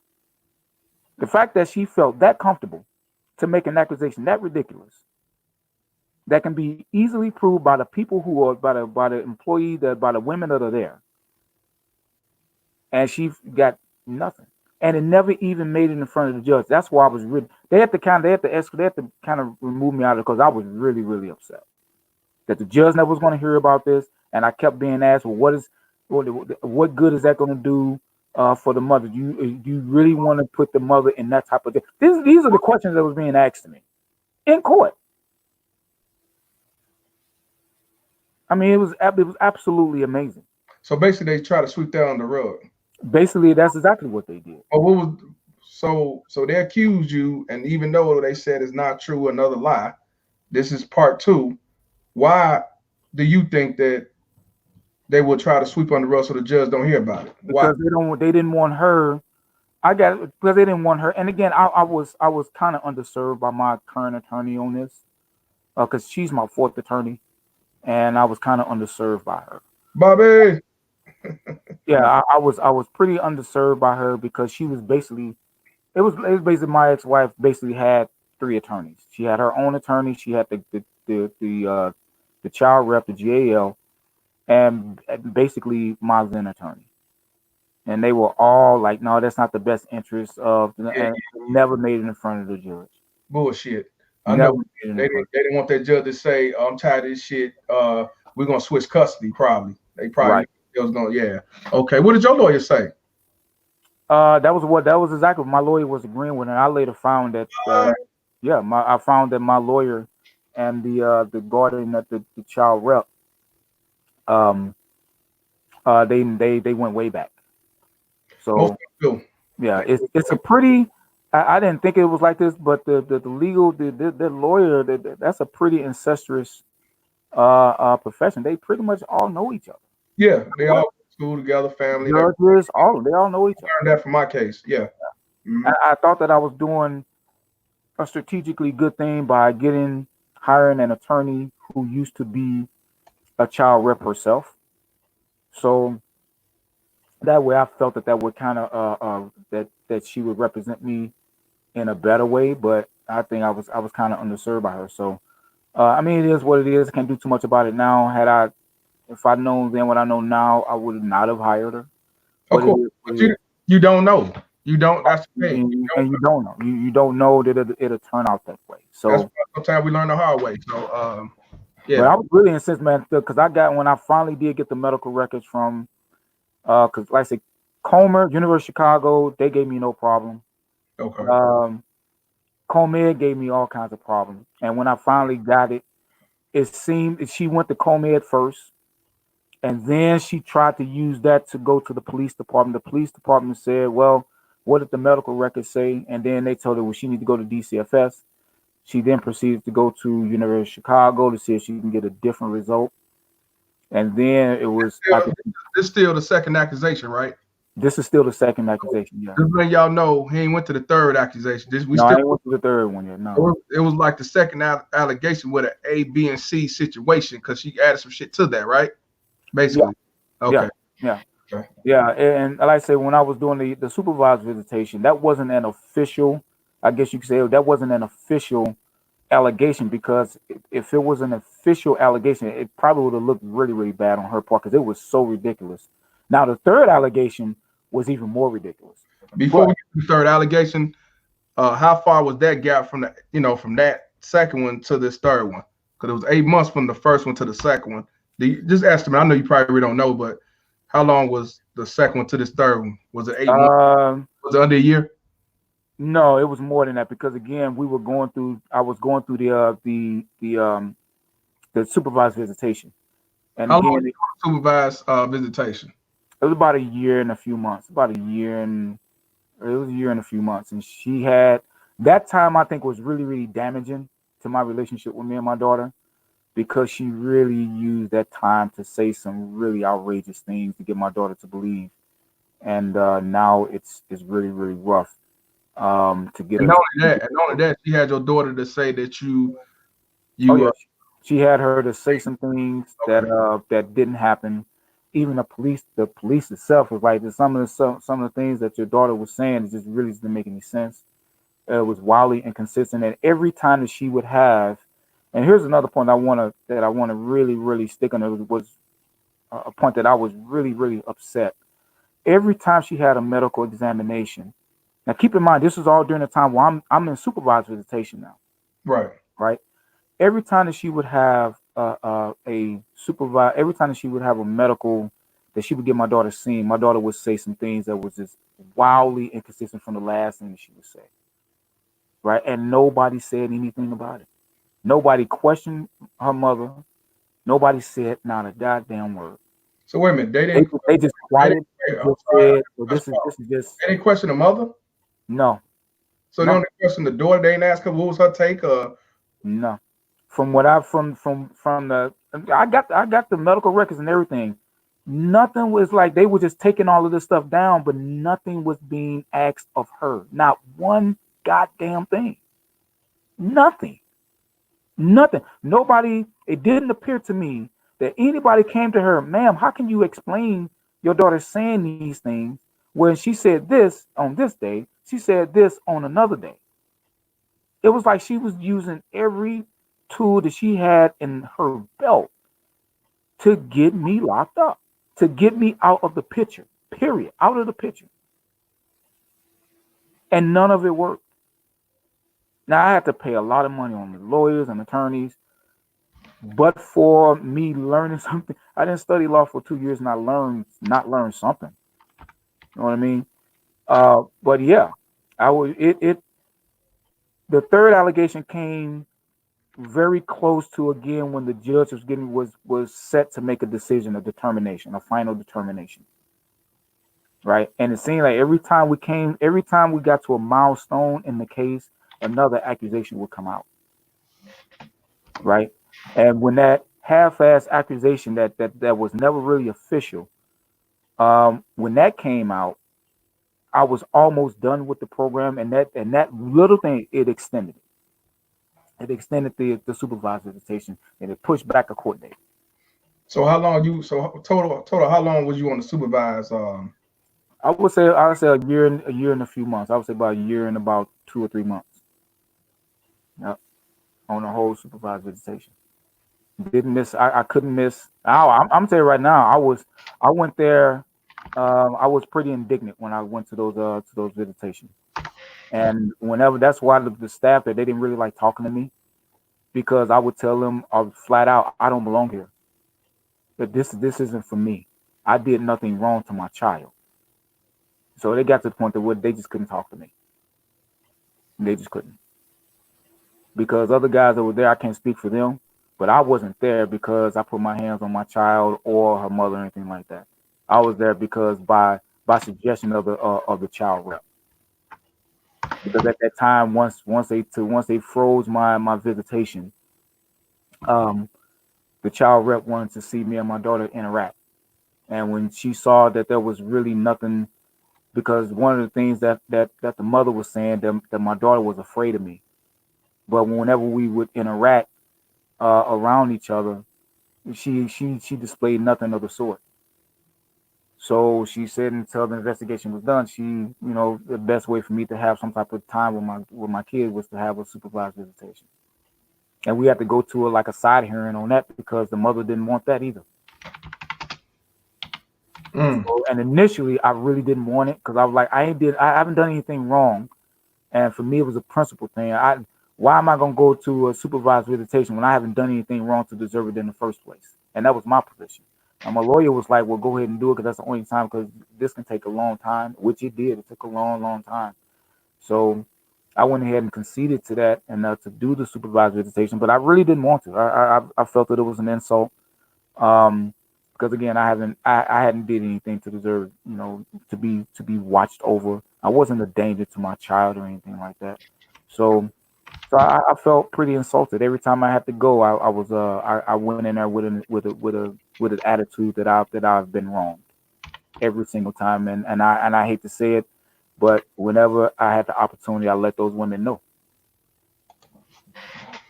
And I don't want to be taking it out on someone who had nothing to do with it. But they're the instrument of my humiliation, and I didn't like that.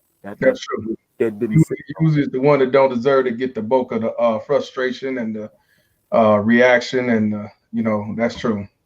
Right. That's why I have to give it up to the stepmoms and the girlfriends that support me and that all the way, because I know 9 out of 10 they get some of the backlash for something that they didn't have nothing to do with. Exactly. Even your own child, even your child. You know what I'm saying? Sometimes, exactly. Yeah.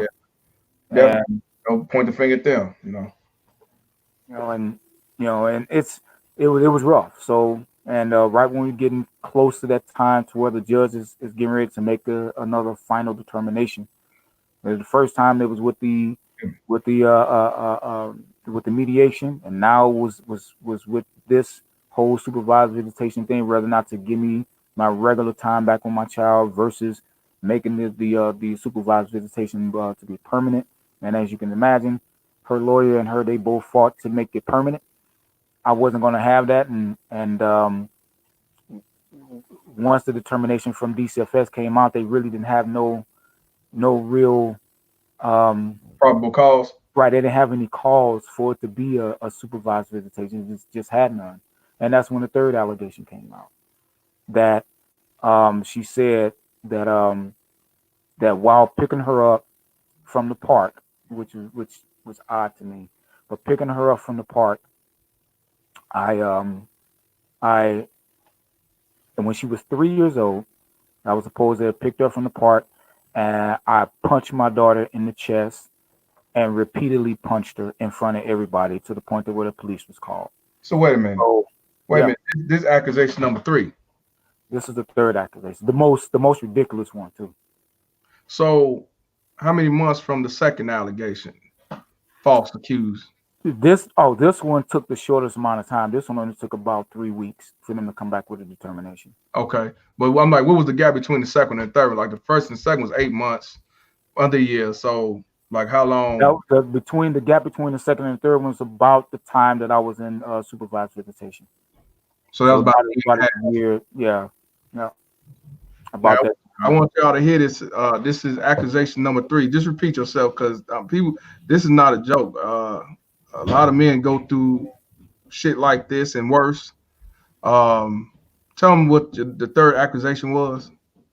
The third allegation was I was supposed to, like I said, I was given. She was supposed to have been at the time 3 years old. That now, keep in mind, at that time she's 6.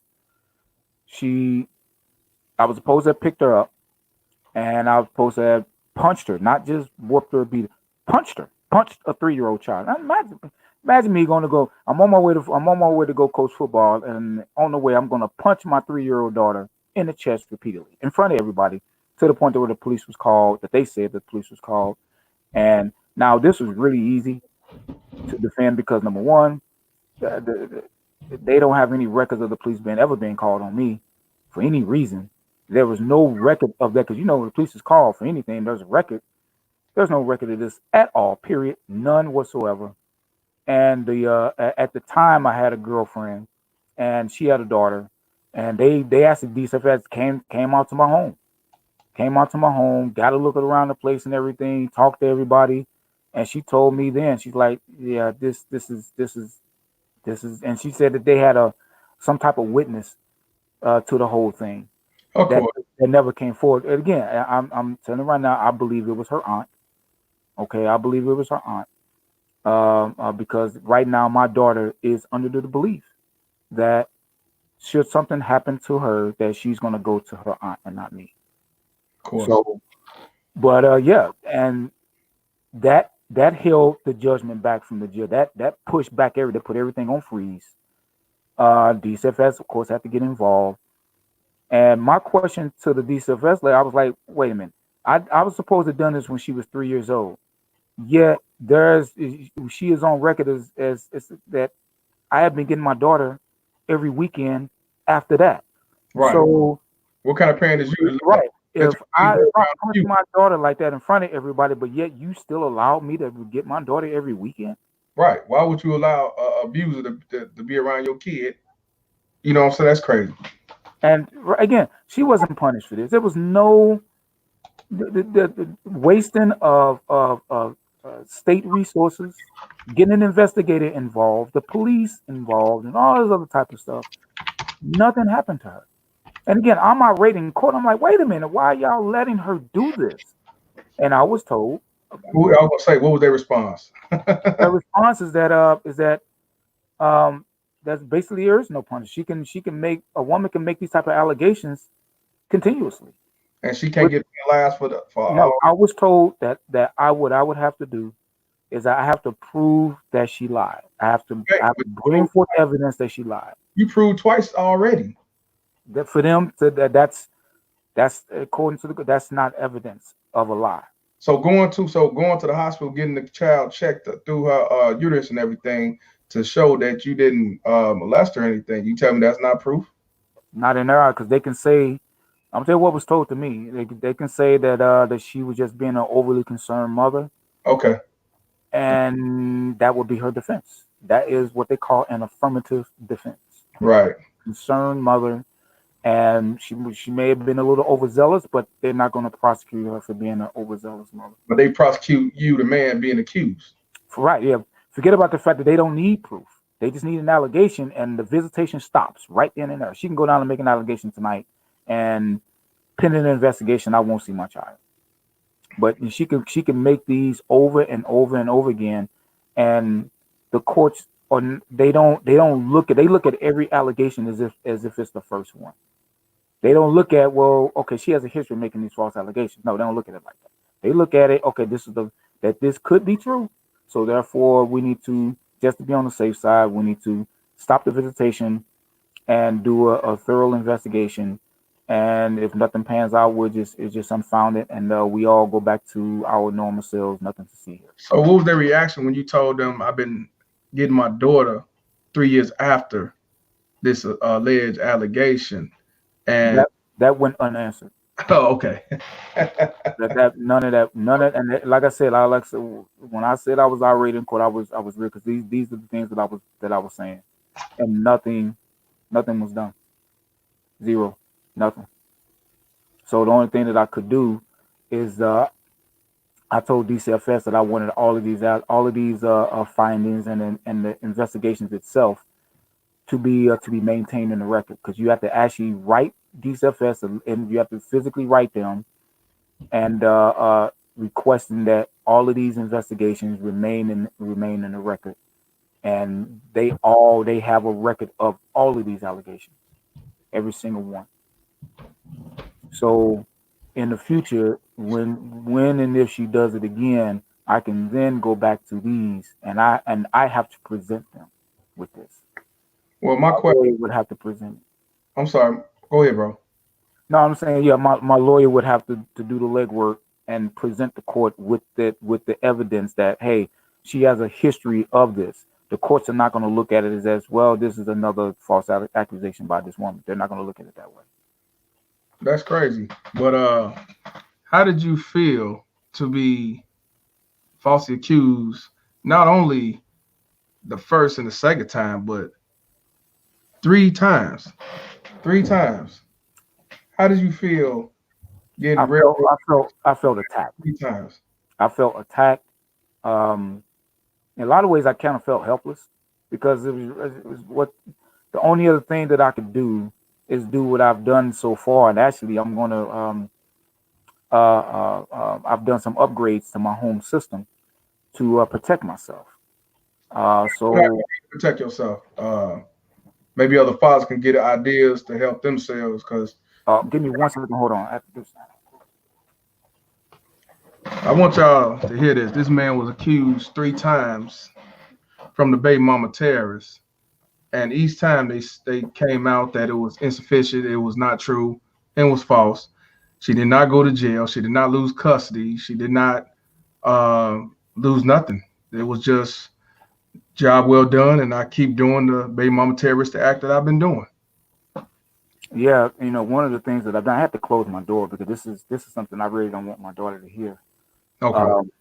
But I had to get cameras in my home. I got a whole camera system, a whole surveillance system. And what was say it again? What was the reason? Oh, so if another accusation comes out, I have proof that I have not touched my daughter. Right. So you didn't get the camera so somebody broke in your house. You didn't get it if somebody sneak in anything that shouldn't be there. You had to do it because you got to cover your ass for having your own daughter in your own house. CYA it's a very expensive CYA. Right. It's very expensive, and that'll protect me from from a whole another year and a half or a year and several months of supervised visitation and all of that. When if I'm accused of it, I can just go right to my records, put that whole weekend on flash drive and give it to the judge. So that and that Find the molestation there. and this is unfortunate that you had to come to basically you have to protect yourself from your own daughter. Exactly. Yeah, yeah, And because and again, I have to subject my because right now I'm married, and I have to subject I have to subject my wife to being on camera all the time. But I whenever my daughter's over here, them cameras are running, and I just upgraded them. I just bought a whole completely new set to where it was before it was wireless. Now the set that I'm going to that I upgraded to is a dedicated wired because I don't want um any type of gaps and anything like that. So yeah, I've had to spend that money and take those measures. I gotta ask you this question, bro, and I'm sure people want to know this as well. Now you went through all this bullshit with this baby mama terrorist, where you could have lost your life, you could have served time in jail, you could have lost Yeah. everything. I'm gonna ask you this because I'm shocked. Why? What made you have the mindset to not give her that machine gun Kelly? I gotta ask you that because a lot of a lot of guys in these day and age they ain't playing that shit, and they will kill that baby mama terrorist. Even though I don't condone it, I tell you, wash your hands and move on. But you got some ain't going. They're gonna kill that baby mama terrorist for all the alienation and the false accusation and fucking up their lives. What made you have the self control and the mindset to not do no physical retaliation to that baby mama terrorist? I commend you. First of all, I commend you, but I want to know how. What did you do from you not self destructing or lose your self control? I can tell you what I did. I had to go. I had to go to therapy. I Okay, went to therapy okay, because I was at a point to where that's exactly where I was at. My mindset was like, okay, this cannot be this has to be a night. This has to be a dream. Especially the third one came along. I was like, this has to be a dream. This cannot be real. And the laws allowing this to happen. I had to go get therapy because um it brought me to a point to where that's exactly what I contemplate. I really did contemplate that, and but I had to go get therapy, and how long was you in the therapy? whew, um, I want to say about a half a year or so. I went through therapy for a minute. And it Uh, helped you? It helped you? oh yeah, it did, and I encourage a lot of men to do it. I have no problem with saying that I did, Oh and I no. have no problem saying that it helped me because I was the stuff that I was thinking at that time. Yeah, I wasn't going to be any good to any woman at all. Bro, the reason another reason it's different reasons why I create fuck child support. One is to call out these baby mama terrorists in this unjust system. And for us as men to stop being quiet. The other thing is we got to tell our stories because when you don't tell your stories, and these baby mama terrorists call you deadbeats, molesters, and abusers and all that, people believe it. Now, I'm not saying say it so you can um, clear yourself, but expose that baby mama terrorist for what she is. Get other guys to realize, well, I better learn from this, bro. I better put cameras in my house because I don't want to get accused. And this baby mama Terrence is a devil. And she's likely to do some shit like this. You know what I'm saying? It's so we Yeah, can learn from each other. Um, that's like I say, change the laws in our mind. And you just changed the law in your mind right there. Well, since you're gonna keep accusing me and I still want to be around my daughter, I don't trust none of you. So I'm none of y'all. So I'm gonna put this camera up here. So now this time I got this camera. You can't say shit. You know what I'm saying? So I have yeah, to say, thank you, brother. If you yeah. got to Oh, it's still a fight, man. Because my my wife now, my daughter has said some things to my wife now that left her like in tears herself. Like I can't believe she's even saying this. She said that that She said that when she's asleep, I'm going in the room and touching her. That's what she said. That's what she told her. She told us this shit. Hey, before you carry on, Michael, I want you to this is question to you because he came in late.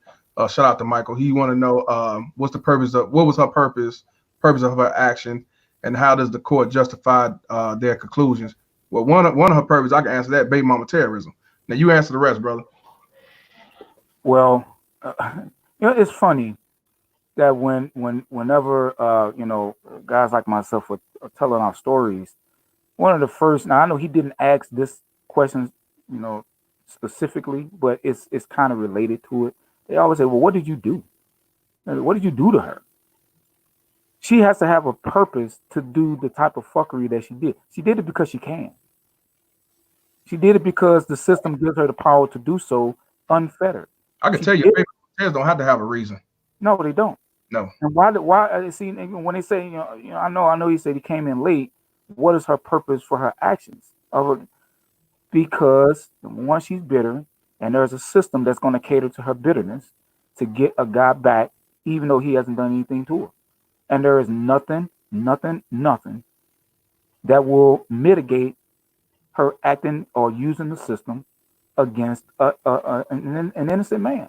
Right. There's nothing to mitigate it. There's nothing to stop her from doing it. Right. So she is emboldened. Right. She to say something to make that type of act, the last accusation, make one so ridiculous. Even though I have to believe she knows that there's records that when they don't care. They don't care about the records because they do nothing about it. In and of itself, the very fact that she can do that she feels that emboldened to where she can do that and not be punished at all, that in and of itself speaks volumes. That's why she did it. Now, and the second question was, how does the courts justify their conclusions? You already know. You can answer that. Well, the courts. For a while I was of the opinion that the courts are cowards. Judges are cowards, that they do stuff like this, or they make certain rulings or don't make certain rulings in favor of the father, because just for the outside chance that things can be actually true what the woman is saying. I used to think that. I don't think that anymore. I honestly do believe that this is a system, that the family court is a system in which they are exploiting men. In particular, men with relative means to be able to pay child support on a consistent basis.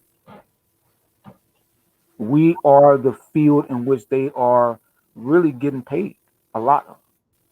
So when people ask why are they doing it, you have to look at the system that is emboldening them to do it. You have to look at the whole body of family court that allows women to do this basically whenever they want. And there's one thing that I know about power. People just don't give it up willingly. You got to take it from them. Right. That has to be taken. They're just not going to just give it up because that's the right thing to do. Women are by nature emotional creatures. And when they get bitter, and when they have a bazooka called family courts in their system to use in any shape, form, or fashion that they please, there's nothing to stop them. Right. So I actually think those questions are pretty a bit ridiculous and actually naive. Because it is. Bro, I will say you got some people. I'll be honest. I can't speak for Michael, but you got some people that actually don't know, and you got a lot that don't care to know. You know what I mean? So that's why when I get questions like that, I answer it. Is when I start hitting the dumb shit like, well, you should have and you should have picked and all. That's when I have a problem with it. But some people don't know, and some people, like I say, don't want to know. The ones that don't want to know don't even talk to me. I don't even waste my breath even talking to you. But some people actually don't know, because some are not. Some men are still not going through it, and some didn't have it as bad. Some actually got custody. Some got equal parenting. Some got full custody where they getting child support from the woman. But I even tell them, you can't, just because you got it, don't mean it's easy for everybody else. You know what I mean? A lot of them think because they got it, they think anybody can get it. And it depends, like I tell people, it depends on the judge, depends on the count, depends on the state, it depends on the situation at hand. So it don't work like that for the majority of men. So, you know. No, it don't. And look, I mean, for me, I think the biggest casualty of all of this is what I have is the ongoing relationship that I have with my daughter. Right. That's just like Michael just said. He said he in the situation dealing with a baby mama Terrori, but he not to that level, which I'm not either. But that's why I have men to tell their story, because it's different levels to this shit. Everybody's not getting accused of rape and molestation, but at the same time, you being accused of being a deadbeat, running for child support and low life and everything else. So everybody got a story to tell, and your story is the worst story I've heard since I've been doing this, actually. And like I said, you better than me. I probably would have gave it that Machine Gun Kelly. Well, yeah, like I said, I'm not gonna say that I didn't. I'm glad you didn't. I'm glad, because we need people like you around to help us with the fight, to come together and learn from what you went through, so we can pass it down to our kids or even to us. Because maybe I should put a camera in my house. You know? Oh yeah, I'm not gonna live without it now. Because the crazy thing is that ever since I got the cameras, I haven't gotten not one accusation. Do she know you got it now? I think she do. I think my lawyer probably let on to her lawyer that I do. Because wow, your lawyer told her lawyer. Yeah, I think because I know my daughter really don't know that the cameras are even here. Ain't that something? She doesn't know. I think my lawyer let her know that, because she would constantly ask me, because when I first retained her, I was like, look, I really want to get custody. I want to get custody of my kid. And she would always ask me, do you think that's the best? Is that the best thing for that, for your child, is to lose her mother? That right there shows, as far as I'm concerned, that lawyer wasn't your lawyer. That was their lawyer. Because why would you do some stuff like that? Why would you question me about me having custody of my kid? You my lawyer. You work for me. No, they don't. They work for the evidence. You seeing all the medical evidence and all that. She's seeing it. They don't care. Was a woman? Yeah. They all the same, bro. I had a woman lawyer too. They all the same. If I had to do that again, I think I would have spent a little bit more money. Not that she wasn't a cheap attorney. Just I probably would have spent a little bit more money for a dog attorney that an attorney who would have no problem. Because I spoke to several of them. They was like, yeah, in this case right here, these type of cases, I don't mind pissing the judge off. Right. She's not that type, and that's what I probably need. I needed that type of an attorney who would go into that court and piss everybody off. And that was a mistake that I made. Like I said, if I had to do it again, I wouldn't hire her, but I still owe her money. So even if I want to get another attorney, I couldn't do it right now, because I could, but she's not going to turn over no paperwork. Oh damn! You would have to pay her, because that's the only way they'll give you paperwork. Yeah, and in total, I'll pay, and I actually just made a payment to her, so it's more than this now. You have to if you want to get that paperwork, because yeah. Not only that, and they say, well, who was your attorney? She's not going to talk to that new attorney. No, because she don't do anything about the case at all. She ain't gonna do it. So I spent $27,374 altogether over the last 8 years. Well, since my daughter was born, since we've been going through this whole thing of back and forth in court, court fees and legal fees. Okay, that's what I've paid. For the people that just came in, this is about a father who did it the right way, as society say: get married first, have a child, be the man of the house, take care of the house. He's the only one working and providing. Go through a divorce from a baby mama Terrori who gave him the divorce papers. He obliged. Wasn't no child support in the beginning, but then because he moved on and got into a relationship, that's when all the havoc came into play. She accused him of 3 accusations. One was kiddie porn on a computer. The other one was child molestation of his daughter. And the last one was child abuse of a 3-year-old at the time, even though she was 6 when she said it, and he was still getting the kid every other weekend. And it was every weekend. It was you get it every weekend. At that time, it was I was getting her every weekend. At the time, he was getting it every weekend. Yep. Okay, but basically what I'm saying is this is basically a man who did it the right way that people always say that we should do, and still got screwed by the system. Um, you didn't get equal parenting time, even though you was married, even though you didn't just up and leave. You waited till the judge told you to move out. You still didn't get equal parenting time, right?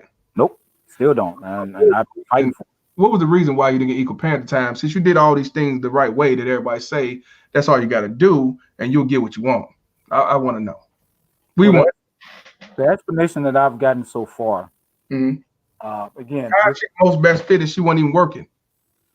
I believe at that time she's working some part-time job, but most I mean, you was working a full-time job, and the whole time this whole time I've been working full time, and matter of fact, my career has ascended, you know, with every year during this whole thing. So my income is always going up. My stance in the career in the IT career has been going up. So my career, I'm still on an upward trajectory in my career. But so yes, but her no, not she hasn't been too fortunate in the employment field. Let's just say that. Right. So why did the judge see fit that she be primary parent? I know why, but in your thoughts, why you think that you didn't get equal parent time? You did everything the right way. You got married. You was there. You didn't up and leave. You stayed till he told you to leave, or she, and you didn't get equal parent time. That's what you wanted. That's what you fought for, and you didn't get it still. What is the reason? That's always been a source of my frustration, because I haven't gotten anything from the judge other than, well, you know, they're going to fight you for this. They're going to fight you for basically just the mother is basically the best parent, and the main thing that I keep getting is the age of the child. They keep resting on that. Well, she's still young and that type of stuff. Right, bullshit. That's the main thing I'm getting, but I haven't really gotten a real definitive answer. And every time I begin to even, for me to even approach this again, I have to instruct my attorney to file a motion from the court and all this other type of stuff. Well, you and me already know, and many people on here know the reason why you get equal parenting time, because it wasn't the benefit for the mother; it was the benefit for the courts. You make more money, yeah, she don't make no money. And the less time you have with your daughter, the more money they can take. If you get equal parenting time, they would probably get a couple of $100s from you. But by being the way it is, they getting quite a bit from you. You know what I'm saying? They are. Money game. They rather. That's why I hate a lot of baby mama terrorists who's on welfare, who live off the government. They'll give them custody, who don't have a place to stay, going from house to house to house. The father who's remarried, stable, and got a life, good job, they don't give him custody or any type of equal parenting. They get the money from him and let her do what she do. You know what I mean? They don't care about that child being raised in the gutter. They don't care about that child being raised hoish if it's a girl, or emasculated, or he out there want to sell drugs and anything, or not going to school. They rather get that money from you and screw them. Well, screw that kid. That's they don't give a shit about the kid. That's why I say it's never about the best interest of the kid. Never. Yeah, she's never had any she's never had even since we divorced, she has not had her place of her own. She don't have to. She never had a place of her own. She lives with her grandparents, who are, and I know this because I've seen this myself, because her grandmother was the one who actually married her. 90-year-old, right? Huh? The 90-year-old. Oh yeah. They're still living too. They're literally hoarders, man. They hoard. And the home, I've been in that house, and it's not the most sanitary place to live for. They don't care. They're not gonna say anything about that. I was looked upon, and when I mention this to my attorney, she say, they don't care. Why would you do that to them? Why would you do that to them? Right, you hurting them. They've been around her for all these years. They may die from her leaving. Yeah, I got it. Full of shit. I got it. I just want everybody to hear this, because they, like I say, people always say do it. You should have did it the right way. You should have got married first. You shouldn't have kids out of wedlock. They think if you unmarried, you don't have rights, which you don't. But they think by you being married, you got rights. No, you don't. No, No, it just applies to you a bit differently. you don't. The only thing that helps you when you're married and you divorce, the woman just can't just up and leave with your kids. Right. Especially when paternity has already been established, which is Right. when paternity is established and all that, she just can't up and leave. See, Right. the rules are a bit different when That's true. when the rules are a bit different when you're married and That's you divorce with kids. The rules are a bit different than versus when you're not married at all. And That's she true. basically the courts basically see her as the full the full mother, the full parent, and you basically have no rights. When you're married and have the child in wedlock and all that, you do have some rights. It's still you're gonna have to spend a lot of money in order Right. to get those rights exercised, Right. but you do have them. But you Right. still, but what I'm saying, you still don't get what you want or what you Oh should. no, oh no, no. That's what I'm saying. I tell people you can, yeah, don't have kids till you get married. But even then, make sure you get some paperwork done and do it while things are good, because she'll do what you want. But if you good, it's when you go bad, that's when you ain't getting nothing. So that's why I say change the laws in our mind. But okay, now let's get back to the therapy. Now you said the therapy really helped you. So what have you been doing since after therapy, as far as the mind state? Well, one of the things that I do, I haven't done it as of late because of the coronavirus. Everybody been kind of hunkered down and everything.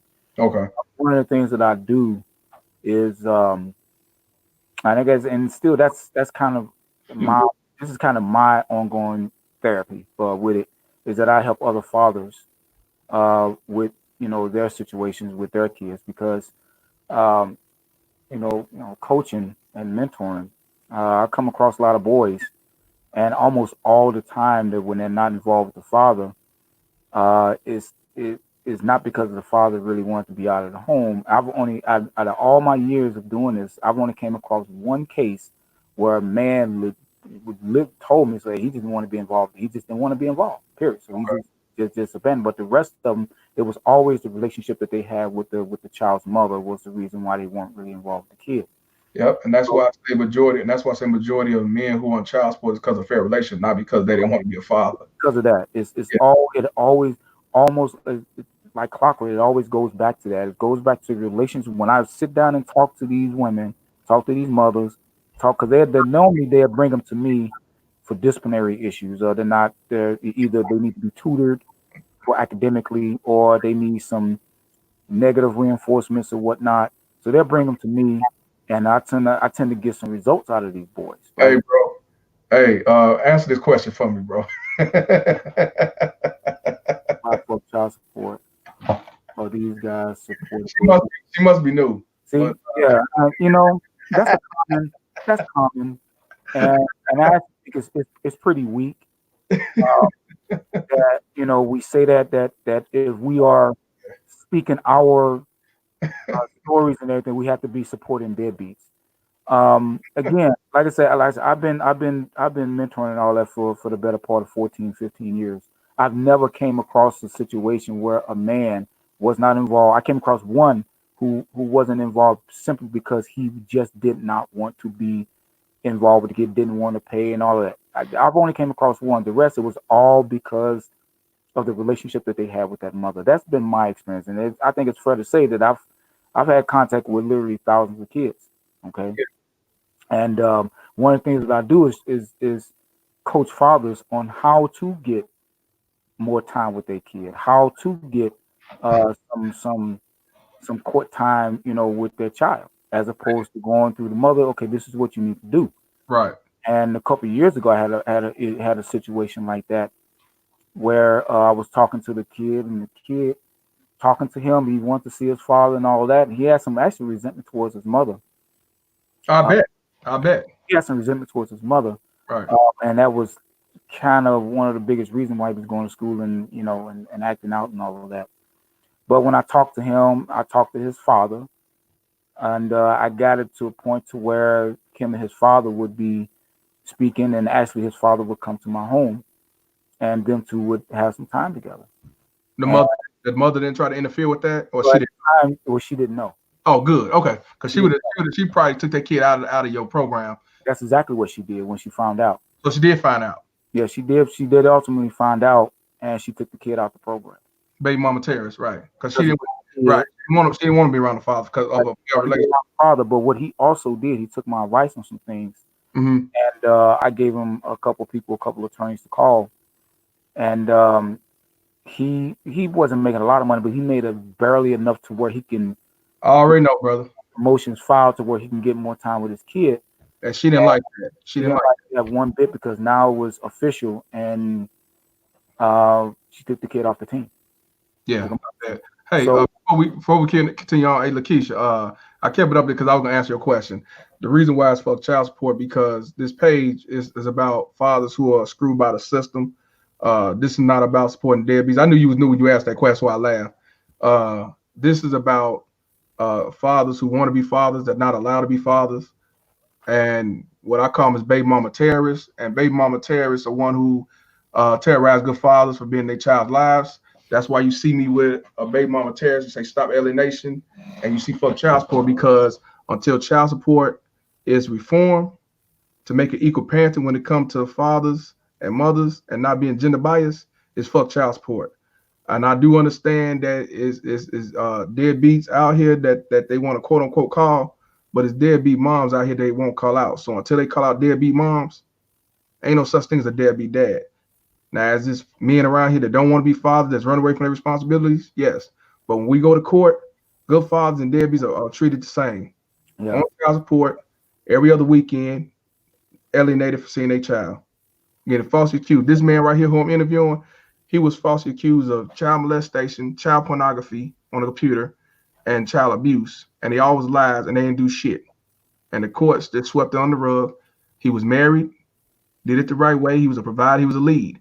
Did what he had to do. She wasn't working yet. She get primary custody. So that's why we all say fuck child support. So that's the reason. So it's not about supporting deadbeats. I don't give a shit about a deadbeat. And I damn sure don't give a shit about a court system called child support and family court. So that's what this page is about. And I just saw she said child support is to support the child. No, the fuck it's not. Well, look, hey, you know what? To society who don't know, I'm trying to say in a nice way, who don't know no better. Child support is a benefit of the courts, family courts. That's not even a real court. It's a $51 billion corporation. They don't give a shit about the best interest of the child. They get percentage on each child support. Because if you telling me that me and you are married, we go through a divorce, why am I paying child support when it should be automatically equal parenting time, 50-50? You know what I'm saying? You have no probable cause to give me every other weekend and you primary parent and we was married and we got divorced. So child support should be for the child, but it's not. It's for the courts. So that's bullshit. You know, this whole deadbeat thing. I did use loosely, bro. I don't entertain that. Throw that around. You be called a deadbeat just because you ain't together. I'm called a deadbeat because I'm living my life. Well, but see, again, I've been doing this a long time. I don't come across that is a myth. That is a myth. I swear to God, I just don't come across the type that of this hood mythology that these guys that have been not paying child support and all of that. Then they're dead. I don't come across that. Most guys that I have seen in these situations with these kids, it's not that they don't care about the kids. It's not that they just don't want to pay or take care of their responsibility. It's the relationship that they have with the child's mother, and the courts have gone to great lengths to basically give the mothers all manner of control of that man's life. Right, and that's what I say. Majority of people who want child support is from fair relationships. Because I asked the married divorced mother, I said, if you saying he was a good father to the kids, why would you put him on child support? Then she said that it's automatic. I said, no, it's not. I said, you had the right to say, I don't want no child support from him. We rather she has a affirmative action to put out court to file that paperwork. Of course, you can get divorced and go about your business. You don't have to do alimony or child support. But majority of them who bitter and mad because they getting divorced to teach them a lesson, they're gonna say, "Well, I'm gonna get child support from him. I'm gonna hurt him." You already know the game, but that's why it's for child support. But yeah, brother. So back to now. You said that you. Well, let me ask you this: how's your relationship now with your daughter? It's a bit rough. And because again, that year and a few months that I had in supervised visitation, that has worked to be pretty damaging to our relationship. Because it's so hard for her to view me. Um, she believes everything her mother tells her. Of Of course, course, of course. everything her mother tells her. You only get every other weekend. Well, I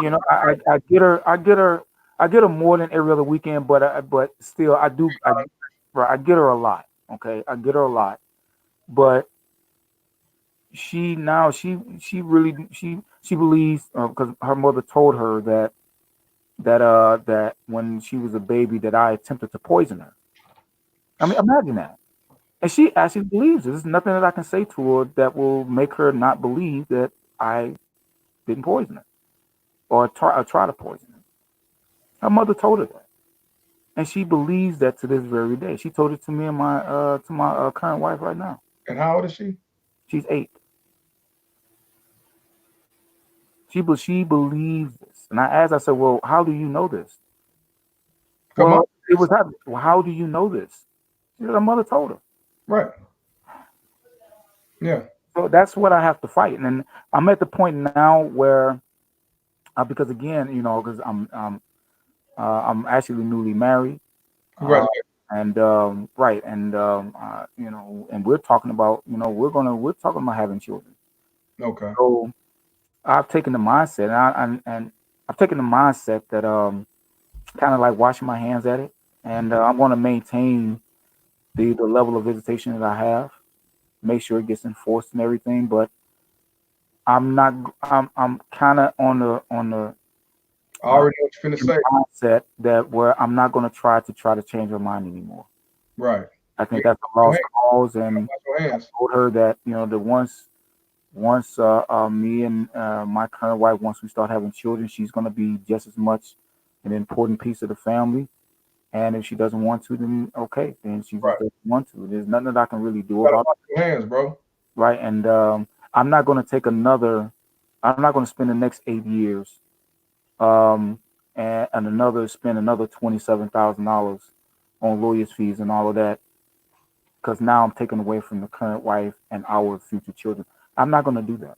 So I take that. I look at it. Okay, that's a loss right there, right? Right. Right. Loss, and I got all the receipts from this. And when my daughter gets old enough, I'm going to give her an information dump. I'm going to give her all the court paperwork. I'm going to give her all the evidence that it was all false. I'm going to give her the medical records and everything I got from all those, and I'm going to let her make her own decision. Bro, you do that definitely, cause but I have did it with my receipts and everything, and the thing about they know, not I don't know about her, she ate, but a lot of them they do know, but they still side with the mom regardless for different reasons.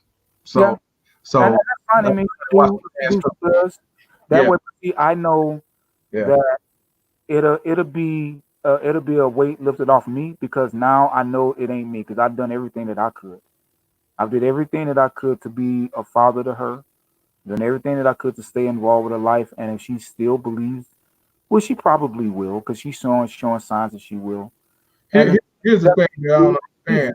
not much that I can do about it. You're right. No, and that's why I tell men now, keep your veins cold, because it's a lot of stuff you're gonna go through with your own kids because of the baby mama tears, or what the baby mama tears do. You gotta keep your veins cold, wash your hands, and move on.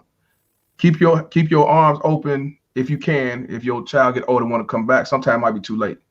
But if you can, the thing to get me though, you try to poison her right back years ago, right? Yeah, yeah. But yet you telling me that I was a bad man to poison you, but your mama still let me get you every other weekend? Yeah. I know it. And that's the bad thing that at least in her young mind she really can't reconcile. Well, she's 8, so that's a different story. I'm just talking about as far as, the baby mama Terrence, the logic. You saying I try to poison her, but yeah, you as a mother gonna let me still get my daughter, and I try to poison her? Yeah, yeah. Something wrong with you. And she said to that she would say, well, the police are going to do nothing but just believe you. Man, This is what my 8-year-old daughter told me. And I she got didn't get it from her mother. So, and that's been the casualty of this. The relationship. the kids lose when it's all said and done. Oh yeah. The kids who lose. But again, it won't be said that she won't be able to say no matter how much she dislikes me or grow to dislike me, she would never be able to say that her daddy abandoned her. She would never be able to say that her daddy was not there for her. She would never be able to say that. Those words would never ever be able to come out of her mouth. I've had to pay a large price for her to not be able to say that. But hey, look, I'm still, I still got years left in me, and I'm going to give that to my current wife, and she wants kids, and I want some more. Still want to be there. I'm a Gen Xer, so I still have a right. have a belief in marriage. Now I will say this, and this is where it has caused a lasting thing with me, with American women, in particular American black women. I will never date another one as long as I live.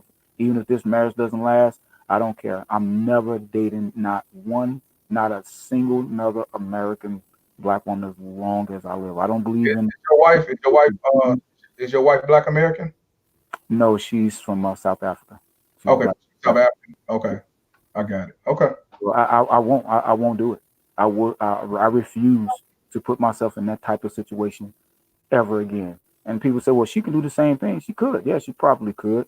But right now, I have a lot. I've built up a lot of callous, Mhm. okay, and I've built up a lot of experience in knowing how to deal with this and knowing how to protect myself. Right. Before I didn't. Right. And she does. She comes from a culture where they're not predispositioned to do things like this.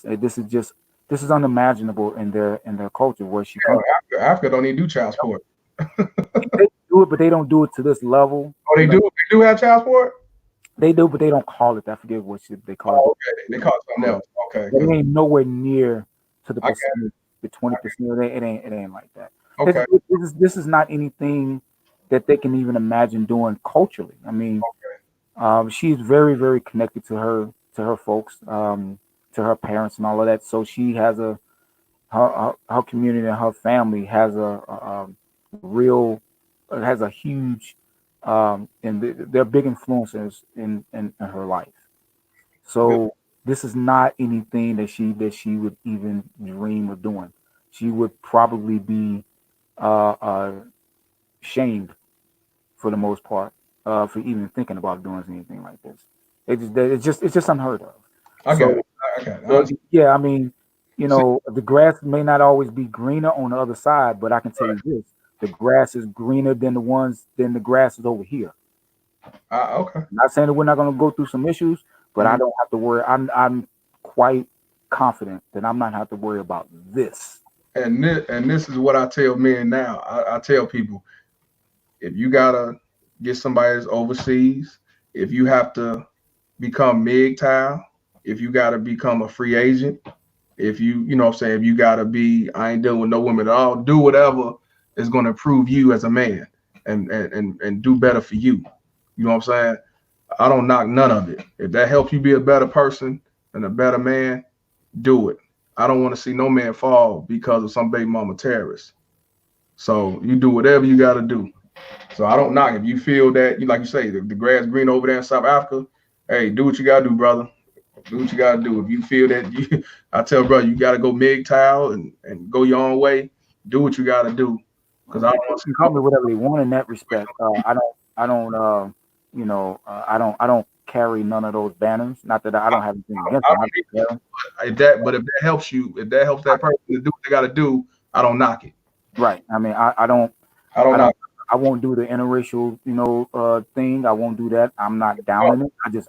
I prefer, I prefer black women. Right. But I am dead set American black women. I know. No, and again, I got a sister, I got a mother, but no, no. That's what I say. Things that they think about, Do it worse power too. that the courts give them to do stuff like this and to be not punished at all. Those are the type of women who you don't ever want to be with. You don't. Though American women have so presented themselves as undateable and not marriage material to the point to where they're almost proud of it. And I say avoid those type of women like the plague. Yeah, like the coronavirus.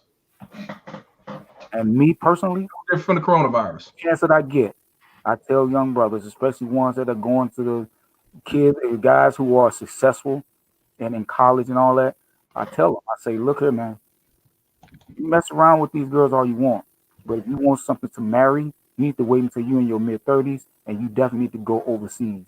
Get you a woman that is a cultural other. Damn, it's a lot of Australians up in here, man. That's talking about they getting it worse with that child support. That's why I tell you. That's why I'm not. That's why I say the stuff that I say. It's not just the black man. It's not. It's worldwide. It ain't just America. People think it's just in America and all that jive. It's a worldwide thing. And Australia, the UK, they all getting it bad, man. It ain't just here, man. And that's why I tell people. This platform is for everyone who's getting screwed by the system and these baby mama terrorists. That's because this shit is real, and a lot of people don't know this, and that's why another reason why I made these platforms so people can learn from. Even the ones that don't have kids come on the platform and they see the light and they try their best not to be screwed just like we were, or they fathers or whoever. It's real out here. Fucking it is, and anybody that knows me and knows I'm heavy in the black community and everything. But this is one aspect that I can truly say that they really don't give a damn. If you got a dick, if you're a man, you gonna get fucked. Hey, you see the first live I did with the lesbian? They treated her just like a man, and she looked like that's why she the stud, and they treated her exactly just like us. And that's when I'm like, do you really want to be a stud lesbian? Because she went through it just like us. Mm-hmm. So it's a money thing. You too. It's a money thing. It didn't matter, right? See, and that's I used to wonder how it is that someone could be $60,000, $70,000, $80,000 in a hole on child support but don't go to jail, but some who's $5,000 or $10,000 they up under the jail. But right. When you really look at it, the ones that the system is really living on is the guys who have relative, who got careers, who relatively pay their child support on time, and got their own. Those are the guys who they really are feeding off of. They're not feeding off a guy who can barely get a job over $8 an hour. They're not really. Hey, see what I mean? A lot of people thought that this was an American problem. That's why that's like I said, I got various reasons why this page is created. The people who's going through child support, even if you got your custody, even if you ain't got these issues, learn this shit because this could happen to you. This is a worldwide problem. There's people in India that's on child support. Like Africa, I thought they didn't have child support, but you say they don't call it child. It's something else, and it's not. It's something else, and it's nowhere near right like this to where it's ruining people or anything like. I'm not gonna call that.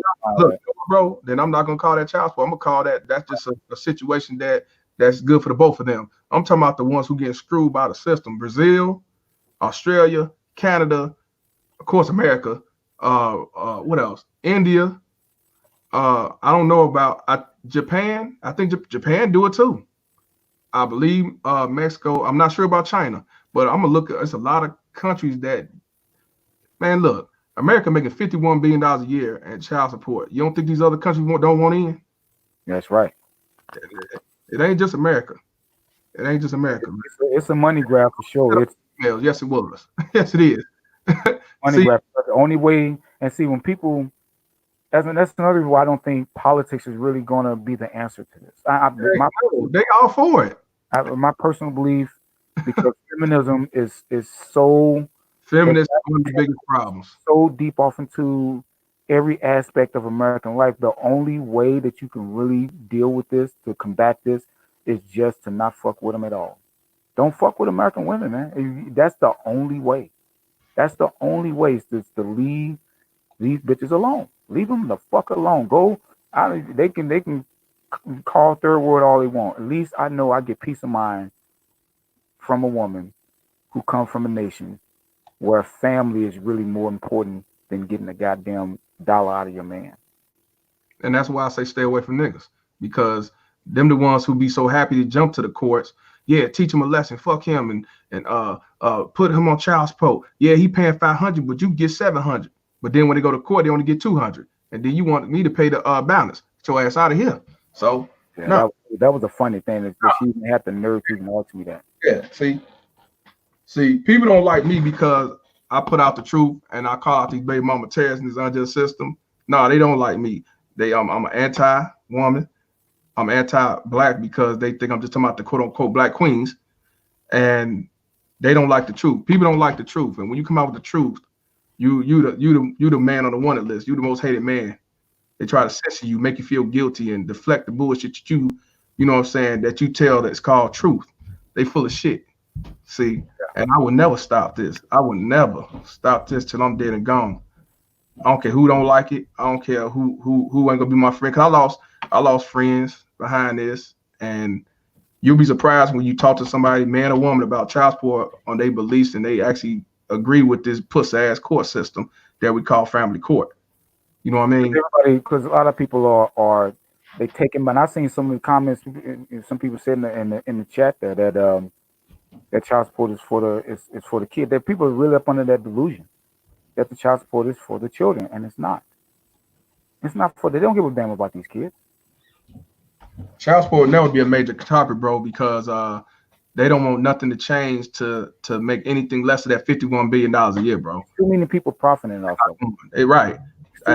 Profiting off of it. Right. And people that want to sit back talking about well, Trump signed off when the stimulus, we didn't get the stimulus. If Obama was president, you wouldn't have got it either. You got it either, yeah. Matter of fact, I remember when Obama was president, he's talking about black men need to be more fathers and stop being deadbeats. Yeah, and people don't understand. Some people, I bet you, it's some guys out there who wasn't in arrears before the pandemic. Now they're in arrears, and now they ain't gonna be able to get the stimulus. No, I didn't get it, but I won't look for it either because I don't. I wasn't looking for it either. I'm just saying, there's some people out there. But it was a lot of fathers who did need it because they lost their job. It wasn't essential, and they was going to do it because they got kids at home and they married. And unfortunately, some of them did joint taxes with their wives. They was able to take $2,400 and gave it all to the baby mama terrorists and child support agency. So yeah, so that's why I say we as men can't depend on the government either. Mm-mm. They looked out for people who had tax debts and who had student loan debts, but when it comes to child support, they're not going to stop that $51 billion money. They don't give a fuck what's going on. The AIDS epidemic, the opioid epidemic, the crack era, it does not matter. That's why I tell you, child support is an illegal system that they created to make money. It was a benefit back in the day, I think it's 1800, where it was for married white women who weren't allowed to work when the husband would come back from the military, from war, whatever. That was about an alimony. That was about the best interest. But as time went on, most people are not married, and they realized that we can make this money. And all these females going to court for different reasons, fair relationship, teach them a lesson, I don't want them no more, whatever. They say we can make a profit off this. Family court is the most highest court, the most money making of all courts. Like I say, it's not a court, but I'm just saying it's the most court out of all courts, the most money maker. You think they're going to cut that off for you so you can get your equal rights and your equal parenting? No. It's a business. It's a corporation. It was designed this way. And it ain't never going to change. That's why we have to change the laws in our mind to make a change on ourselves. Yeah. We do have to change the mind. That's why I strongly advocate not messing with these women. Right. Wayne tell me don't mess with them. No, Wayne says it's not about. It's damn right. It's not about that. It's about men being screwed by the system. It's not equal. It's not equality when it comes to men getting equal parenting time. It's not. It's a gender bias when it comes to this system. Right now, you can have Adolf Hitler as your damn judge, and you go up in there talking about Heil Hitler. He gonna say Heil Hitler, and after he say Heil Hitler, he gonna tell you pay that $2,000 a month. and that's that. You go in there, you can have Farrakhan up in there. You raise your black fist, and I come in with my black fist. After he do all that, he gonna tell me I gotta pay my $1,500 in child support, because they are ran by the government, and their job is to bring money. Did you know that the judge get a percentage of each child support for their pension? Yeah, people don't know that though. The judge get a percentage of child support in their pension. Their job is to bring in revenue for child support. But see, I'm stupid. I'm deadbeat. I'm running for child support. I don't know no better. See, people don't know that. So it's fuck child support. Everybody benefit but us. And then not to mention the other guardian ad litems or child reps and all of that, who get appointed, and these are lawyers that we are forced to pay for. I had to forced to pay for a guardian ad litem. What the fuck I want to do that for? I don't need no guardian ad litem, or I don't think my child needed one either, but they have to pay for one anyway. Right. I have to pay those lawyer fees. Right. So, but nah, I mean, hey, bro, I'm sorry you went through this. I thought my shit was bad. Your shit is the worst I've heard from. Out of all stories I heard, yours is the worst. I'm surprised. Like I said, I got the receipts, man. I got all the receipts. I'm surprised you didn't go to jail. Well, it was at a point at the time that I thought that I was, especially after that second allegation. I thought that even though I had all the medical evidence, I was for sure that they probably was. Right. But when that medical evidence actually, start trickling out and all of that, they really couldn't have any. It was nothing to really. You had nothing to go on. Throw me in jail for what? They do it. My daughter was medically examined 4 times to show that no, she has a normal height. They do it under the Me Too Act when somebody get accused for 20 years ago rape. When the politicians decide to run for office or something, now they want to get them. They lose it all, and people say he beat me, so he get automatic restraining order, and he lose his job, and he can't see his kid. It happens all the time, bro. That's why I'm surprised that you're not in jail. I'm surprised she didn't get full custody, sole custody. I'm so surprised, bro. It happens. There's many fathers on here who lost custody over false allegations. Yes, absolutely. Right. Yeah. And I think the mother, I think her mother gets even more bitter every time that I'm cleared of her allegations. She just becomes even more bitter. Yeah. The more you do better for yourself and you live your life, it makes them hate you more and be bitter. Because as I live my life and I don't negotiate with the baby mama terrorists, the more after all these years, motherfuckers still mad, bitter, talking shit, trying to get me to respond. Yeah, that's what they do. Yeah, I honestly think that's exactly what she was trying to do. I think she was trying to get me locked up to get me out of the picture, so she can move away with my child. Of course, I still have to pay child support. That's ultimately what I think that she was trying to do. Wayne, I worked for the Cook County government. I used to. I did 15 years there at the Cook County Hospital. Yeah, they all full of shit, bro. That's why I left that shit. That's why I left that piece of shit. So yeah, man. That they all these baby mom tests definitely got a game, and they had this set up for a year in advance before they do whatever they're gonna do. Mm-hmm. They do. They have it set up. They very smart. They know that the government got their back regardless. That's why she can make those allegations. She can make another one. They're not going to say anything to her. No, they're not. I'm not sure what she'll say now. Yeah, I'm really not sure what she will come up with now, because she would have to really come up with something. Right. You have to come up with something. And this time she most definitely will lose her half of the custody. She comes out with something. Yeah, but she should have lost after at least the second time. First time, we don't know. It could be true. Second time though, after that, I think that's when she should have lost her rights right then and there. Yeah. Dwayne Wade's wife, she kept going back and forth to court saying false allegation. Guess what ended up happening? Dwayne Wade get full custody. Mm-hmm. So why it didn't happen with you? But money. Well, right, exactly. I mean, I can fight to keep myself from going to jail and all of that, and keep my half of the custody. But that type of fight right there, man, you're talking probably double, what I paid so far. Oh, of course, probably triple. Yeah, it's he afford it. Yeah, and not to mention she's gonna have all manner of automatic things that come down, on her side. to date, she hasn't paid for no. She hasn't really paid for no attorney. You know, her grandparents are paying for one attorney, and then she had another attorney that I don't know how she paid for. She had a whole goddamn team. So, not to mention having But she can get a lawyer for free and ain't got to pay nothing to have you pay for it. exactly. So They win anyway. there's all kind of things that just come down automatically. You know, for the mothers that they don't even have to even go get or do something to get.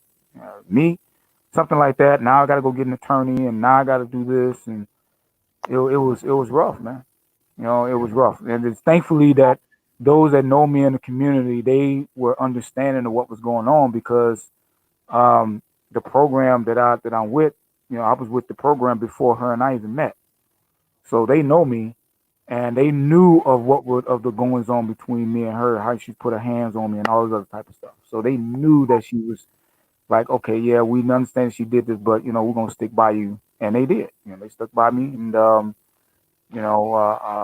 I still coach and mentor, so and it's all good. So, but as far as the course is concerned, man, she can come and make another one. Right. Cool. The very fact that she can, that's the thing that really bothers me. The fact that she can and nothing happens to her. I have to take all of these measures. I have to, I have to have these cameras and all this other stuff. It was just crazy. Just crazy. That was a real hard time. And like I said, right now I'm still paying for it because, well, my daughter's paying for it because our relationship is potentially irreparable. Is really, I don't know if it can be really repaired. Hey, she asked, how did it go from a man's world to a woman's world? Well, actually, it's a man's world, but the women run the system. And if you run the system, you run the world. You got power, man. That it's still quote unquote man's world, but it was power that was given to them. They didn't actually earn it. No, it was given. It was given. It was a benefit. It was granted to them. Yeah. So, yep. I want to give a shout out to my boy SD. He's from out there in Texas. He actually got a book. Matter of fact, he's a good brother. He's a great brother. But this book right here, I showed it in the last live, A Toast to the Men. He wrote it. He's an author, and what the book is about his story, his situation, and how to teach men how to better themselves and when not to go through and stuff like that. He's on Facebook. You can type in SD Neges Booker. He's also on Instagram as well. Good brother, great brother. One of my good friends. He's definitely been supporting this for a while as well. And I appreciate everybody who's still stuck with me through all this, because this page, my Facebook page, been out for 3 years, and it's been doing good, and people understand where I'm coming from. It's not just black people. I got whites, Mexicans, people from different countries and everything that understand what this movement is about. It's not about being deadbeats, which is no such thing in my book when it comes to a man. So I appreciate everybody from still sticking around.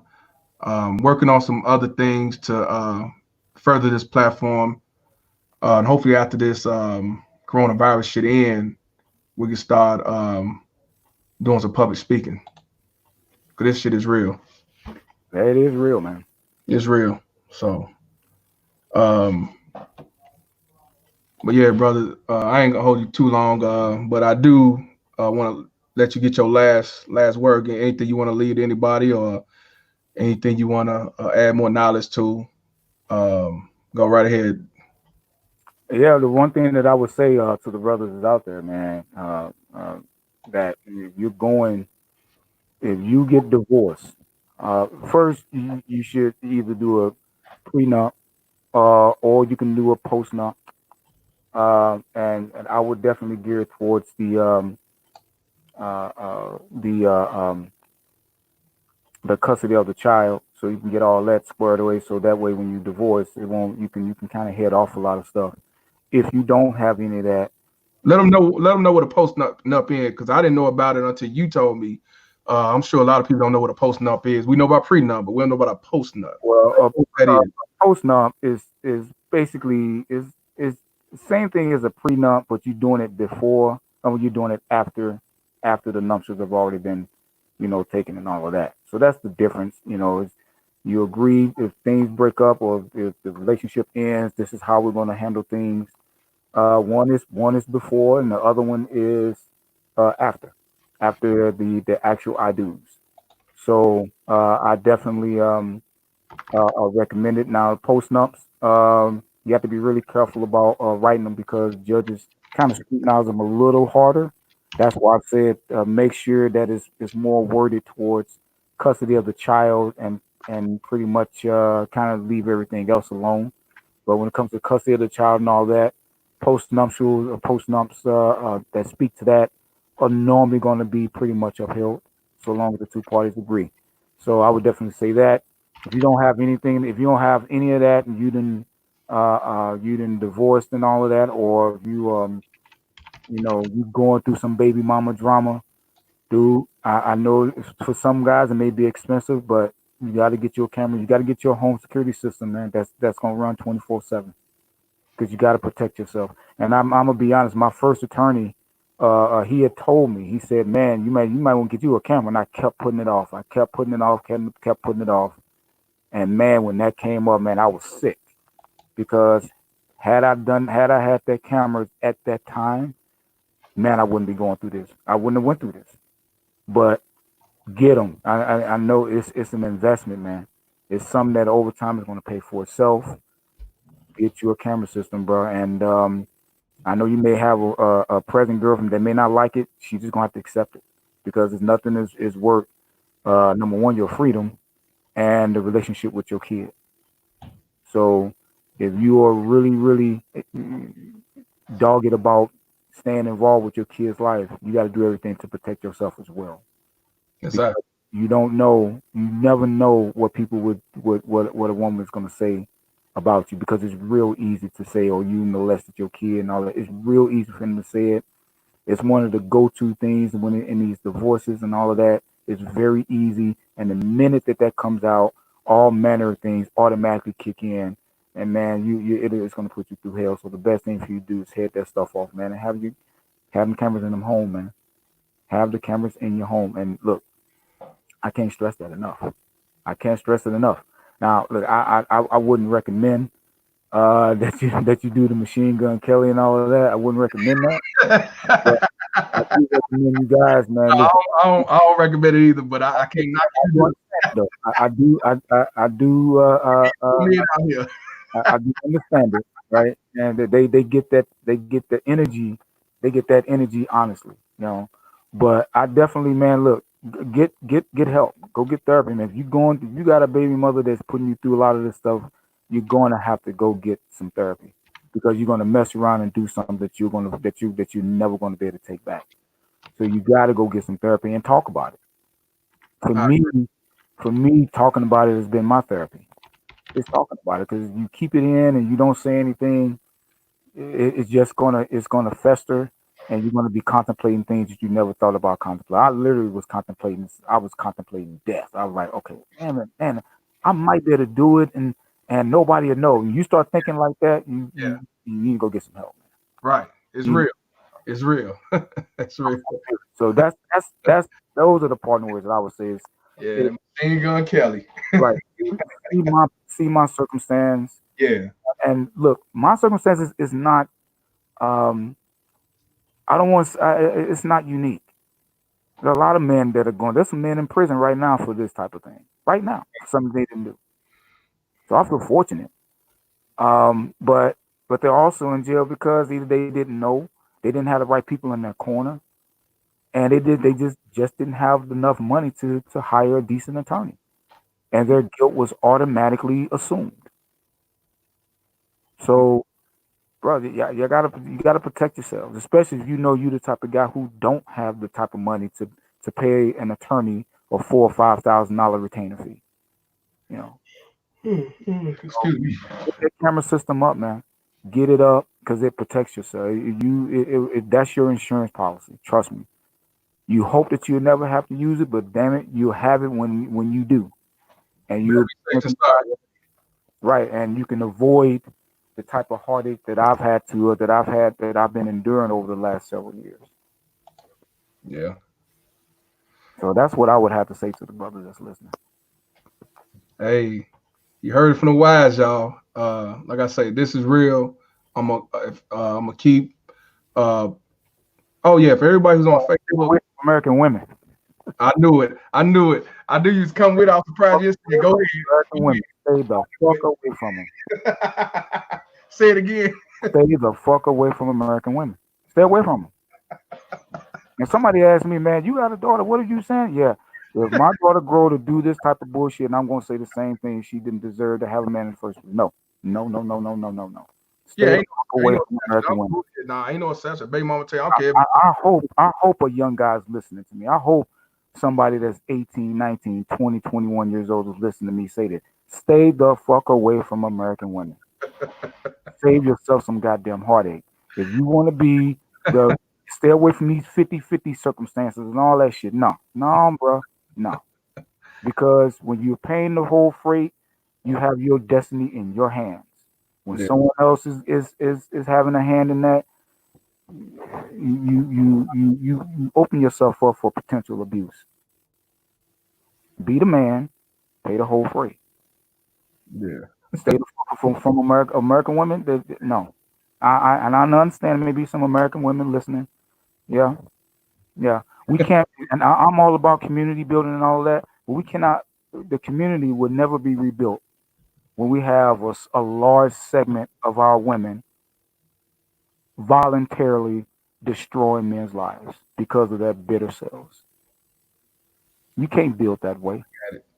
I got it. So stay the fuck away from it. If you're a black man and like black women, yeah, go. You can. Colombia got a lot of black women down there. Africa got a whole bunch of them. Yeah. And they can't wait. They would love your dirty drawers. Hey, like I say, do what works for y'all. But I mean, hey, but I definitely I appreciate you. I appreciate you coming and telling your story. Everybody, you see, I'm on YouTube. People who got YouTube, definitely come on, subscribe to the page. I'm trying to build it like I build the Facebook and the Instagram. YouTube.com / Mr. Palmer FCK child support. It's gonna be more content with people telling their stories, and I'm also doing commentating on different posts and stuff, even the stuff I post on Facebook. So I've been putting on YouTube, commentating on it. So man, Perfect Blackness has been a perfect segment. Unfortunately, it was about these baby mama terrorists and false lies and bullshit, but it needed to come out. Out. So I just hope my mine is a cautionary tale for some of these other guys. It's very, bro. I think I'm about to give me a camera. Yeah, hey man, look, it's a small investment when it comes to your healthy the relationship that you have with your kids and your potential freedom. That's a small investment, man. Yeah. Once you got it, man, that's good. You see, now I can sleep up with relative peace. I can go to bed at night knowing that, okay, well, if something happens this way, I'm not gonna have to worry about, hey, I ain't gotta worry about my freedom is not gonna be taken. Right. My half of the custody of my child is not gonna be taken. Yeah, I heard that, man. I hope things get better between you and your daughter, man. It takes time, and hopefully when she goes to see the light. If not, you got your receipts, and you did the best you could. Yeah, absolutely. And I know that I can rest rest peacefully. And if I was to die tomorrow, I know that I can honestly say that, well, at least I know when it comes to my daughter, I've done everything within my power to maintain myself within her life. Exactly. That was within my power. Short of being put out of my own home, being threatened with eviction because I'm using rent money to pay for lawyers and that type of shit. I've done everything I could. Right. So I don't have any guilt whatsoever that if I don't like it, but if my daughter if the relationship is never really repaired and if it's irreparably damaged, I know that I did everything that I could. Exactly. That's all you can do. Yeah. That's all you can do. Well, all right, guys, we've been on here for a while, but it had to be out. If anybody want to be interviewed by me, just email me at babymamaterrorist@gmail.com. People who friends with me on Facebook, you can send me a inbox and let me know. We could definitely talk about it because I want everybody who got a story, men or women, because you got some women that was raised by a baby mama terrorist, and you got some women that's actually on child support because there are a few baby daddy terrorists that alienate their kid over fair relationship as well. So definitely need to talk about all aspects of this bullshit ass system that we call family court and child support. Absolutely. So, yeah, Perfect Blackness, I appreciate you. I want you on again. We definitely got, and then you in Chicago, we got to link up anyway. Because after this virus, man, I tell you, I want to get to the point where I'm doing public speaking and I'm finna go all out. Like I say, people gonna want to assassinate me.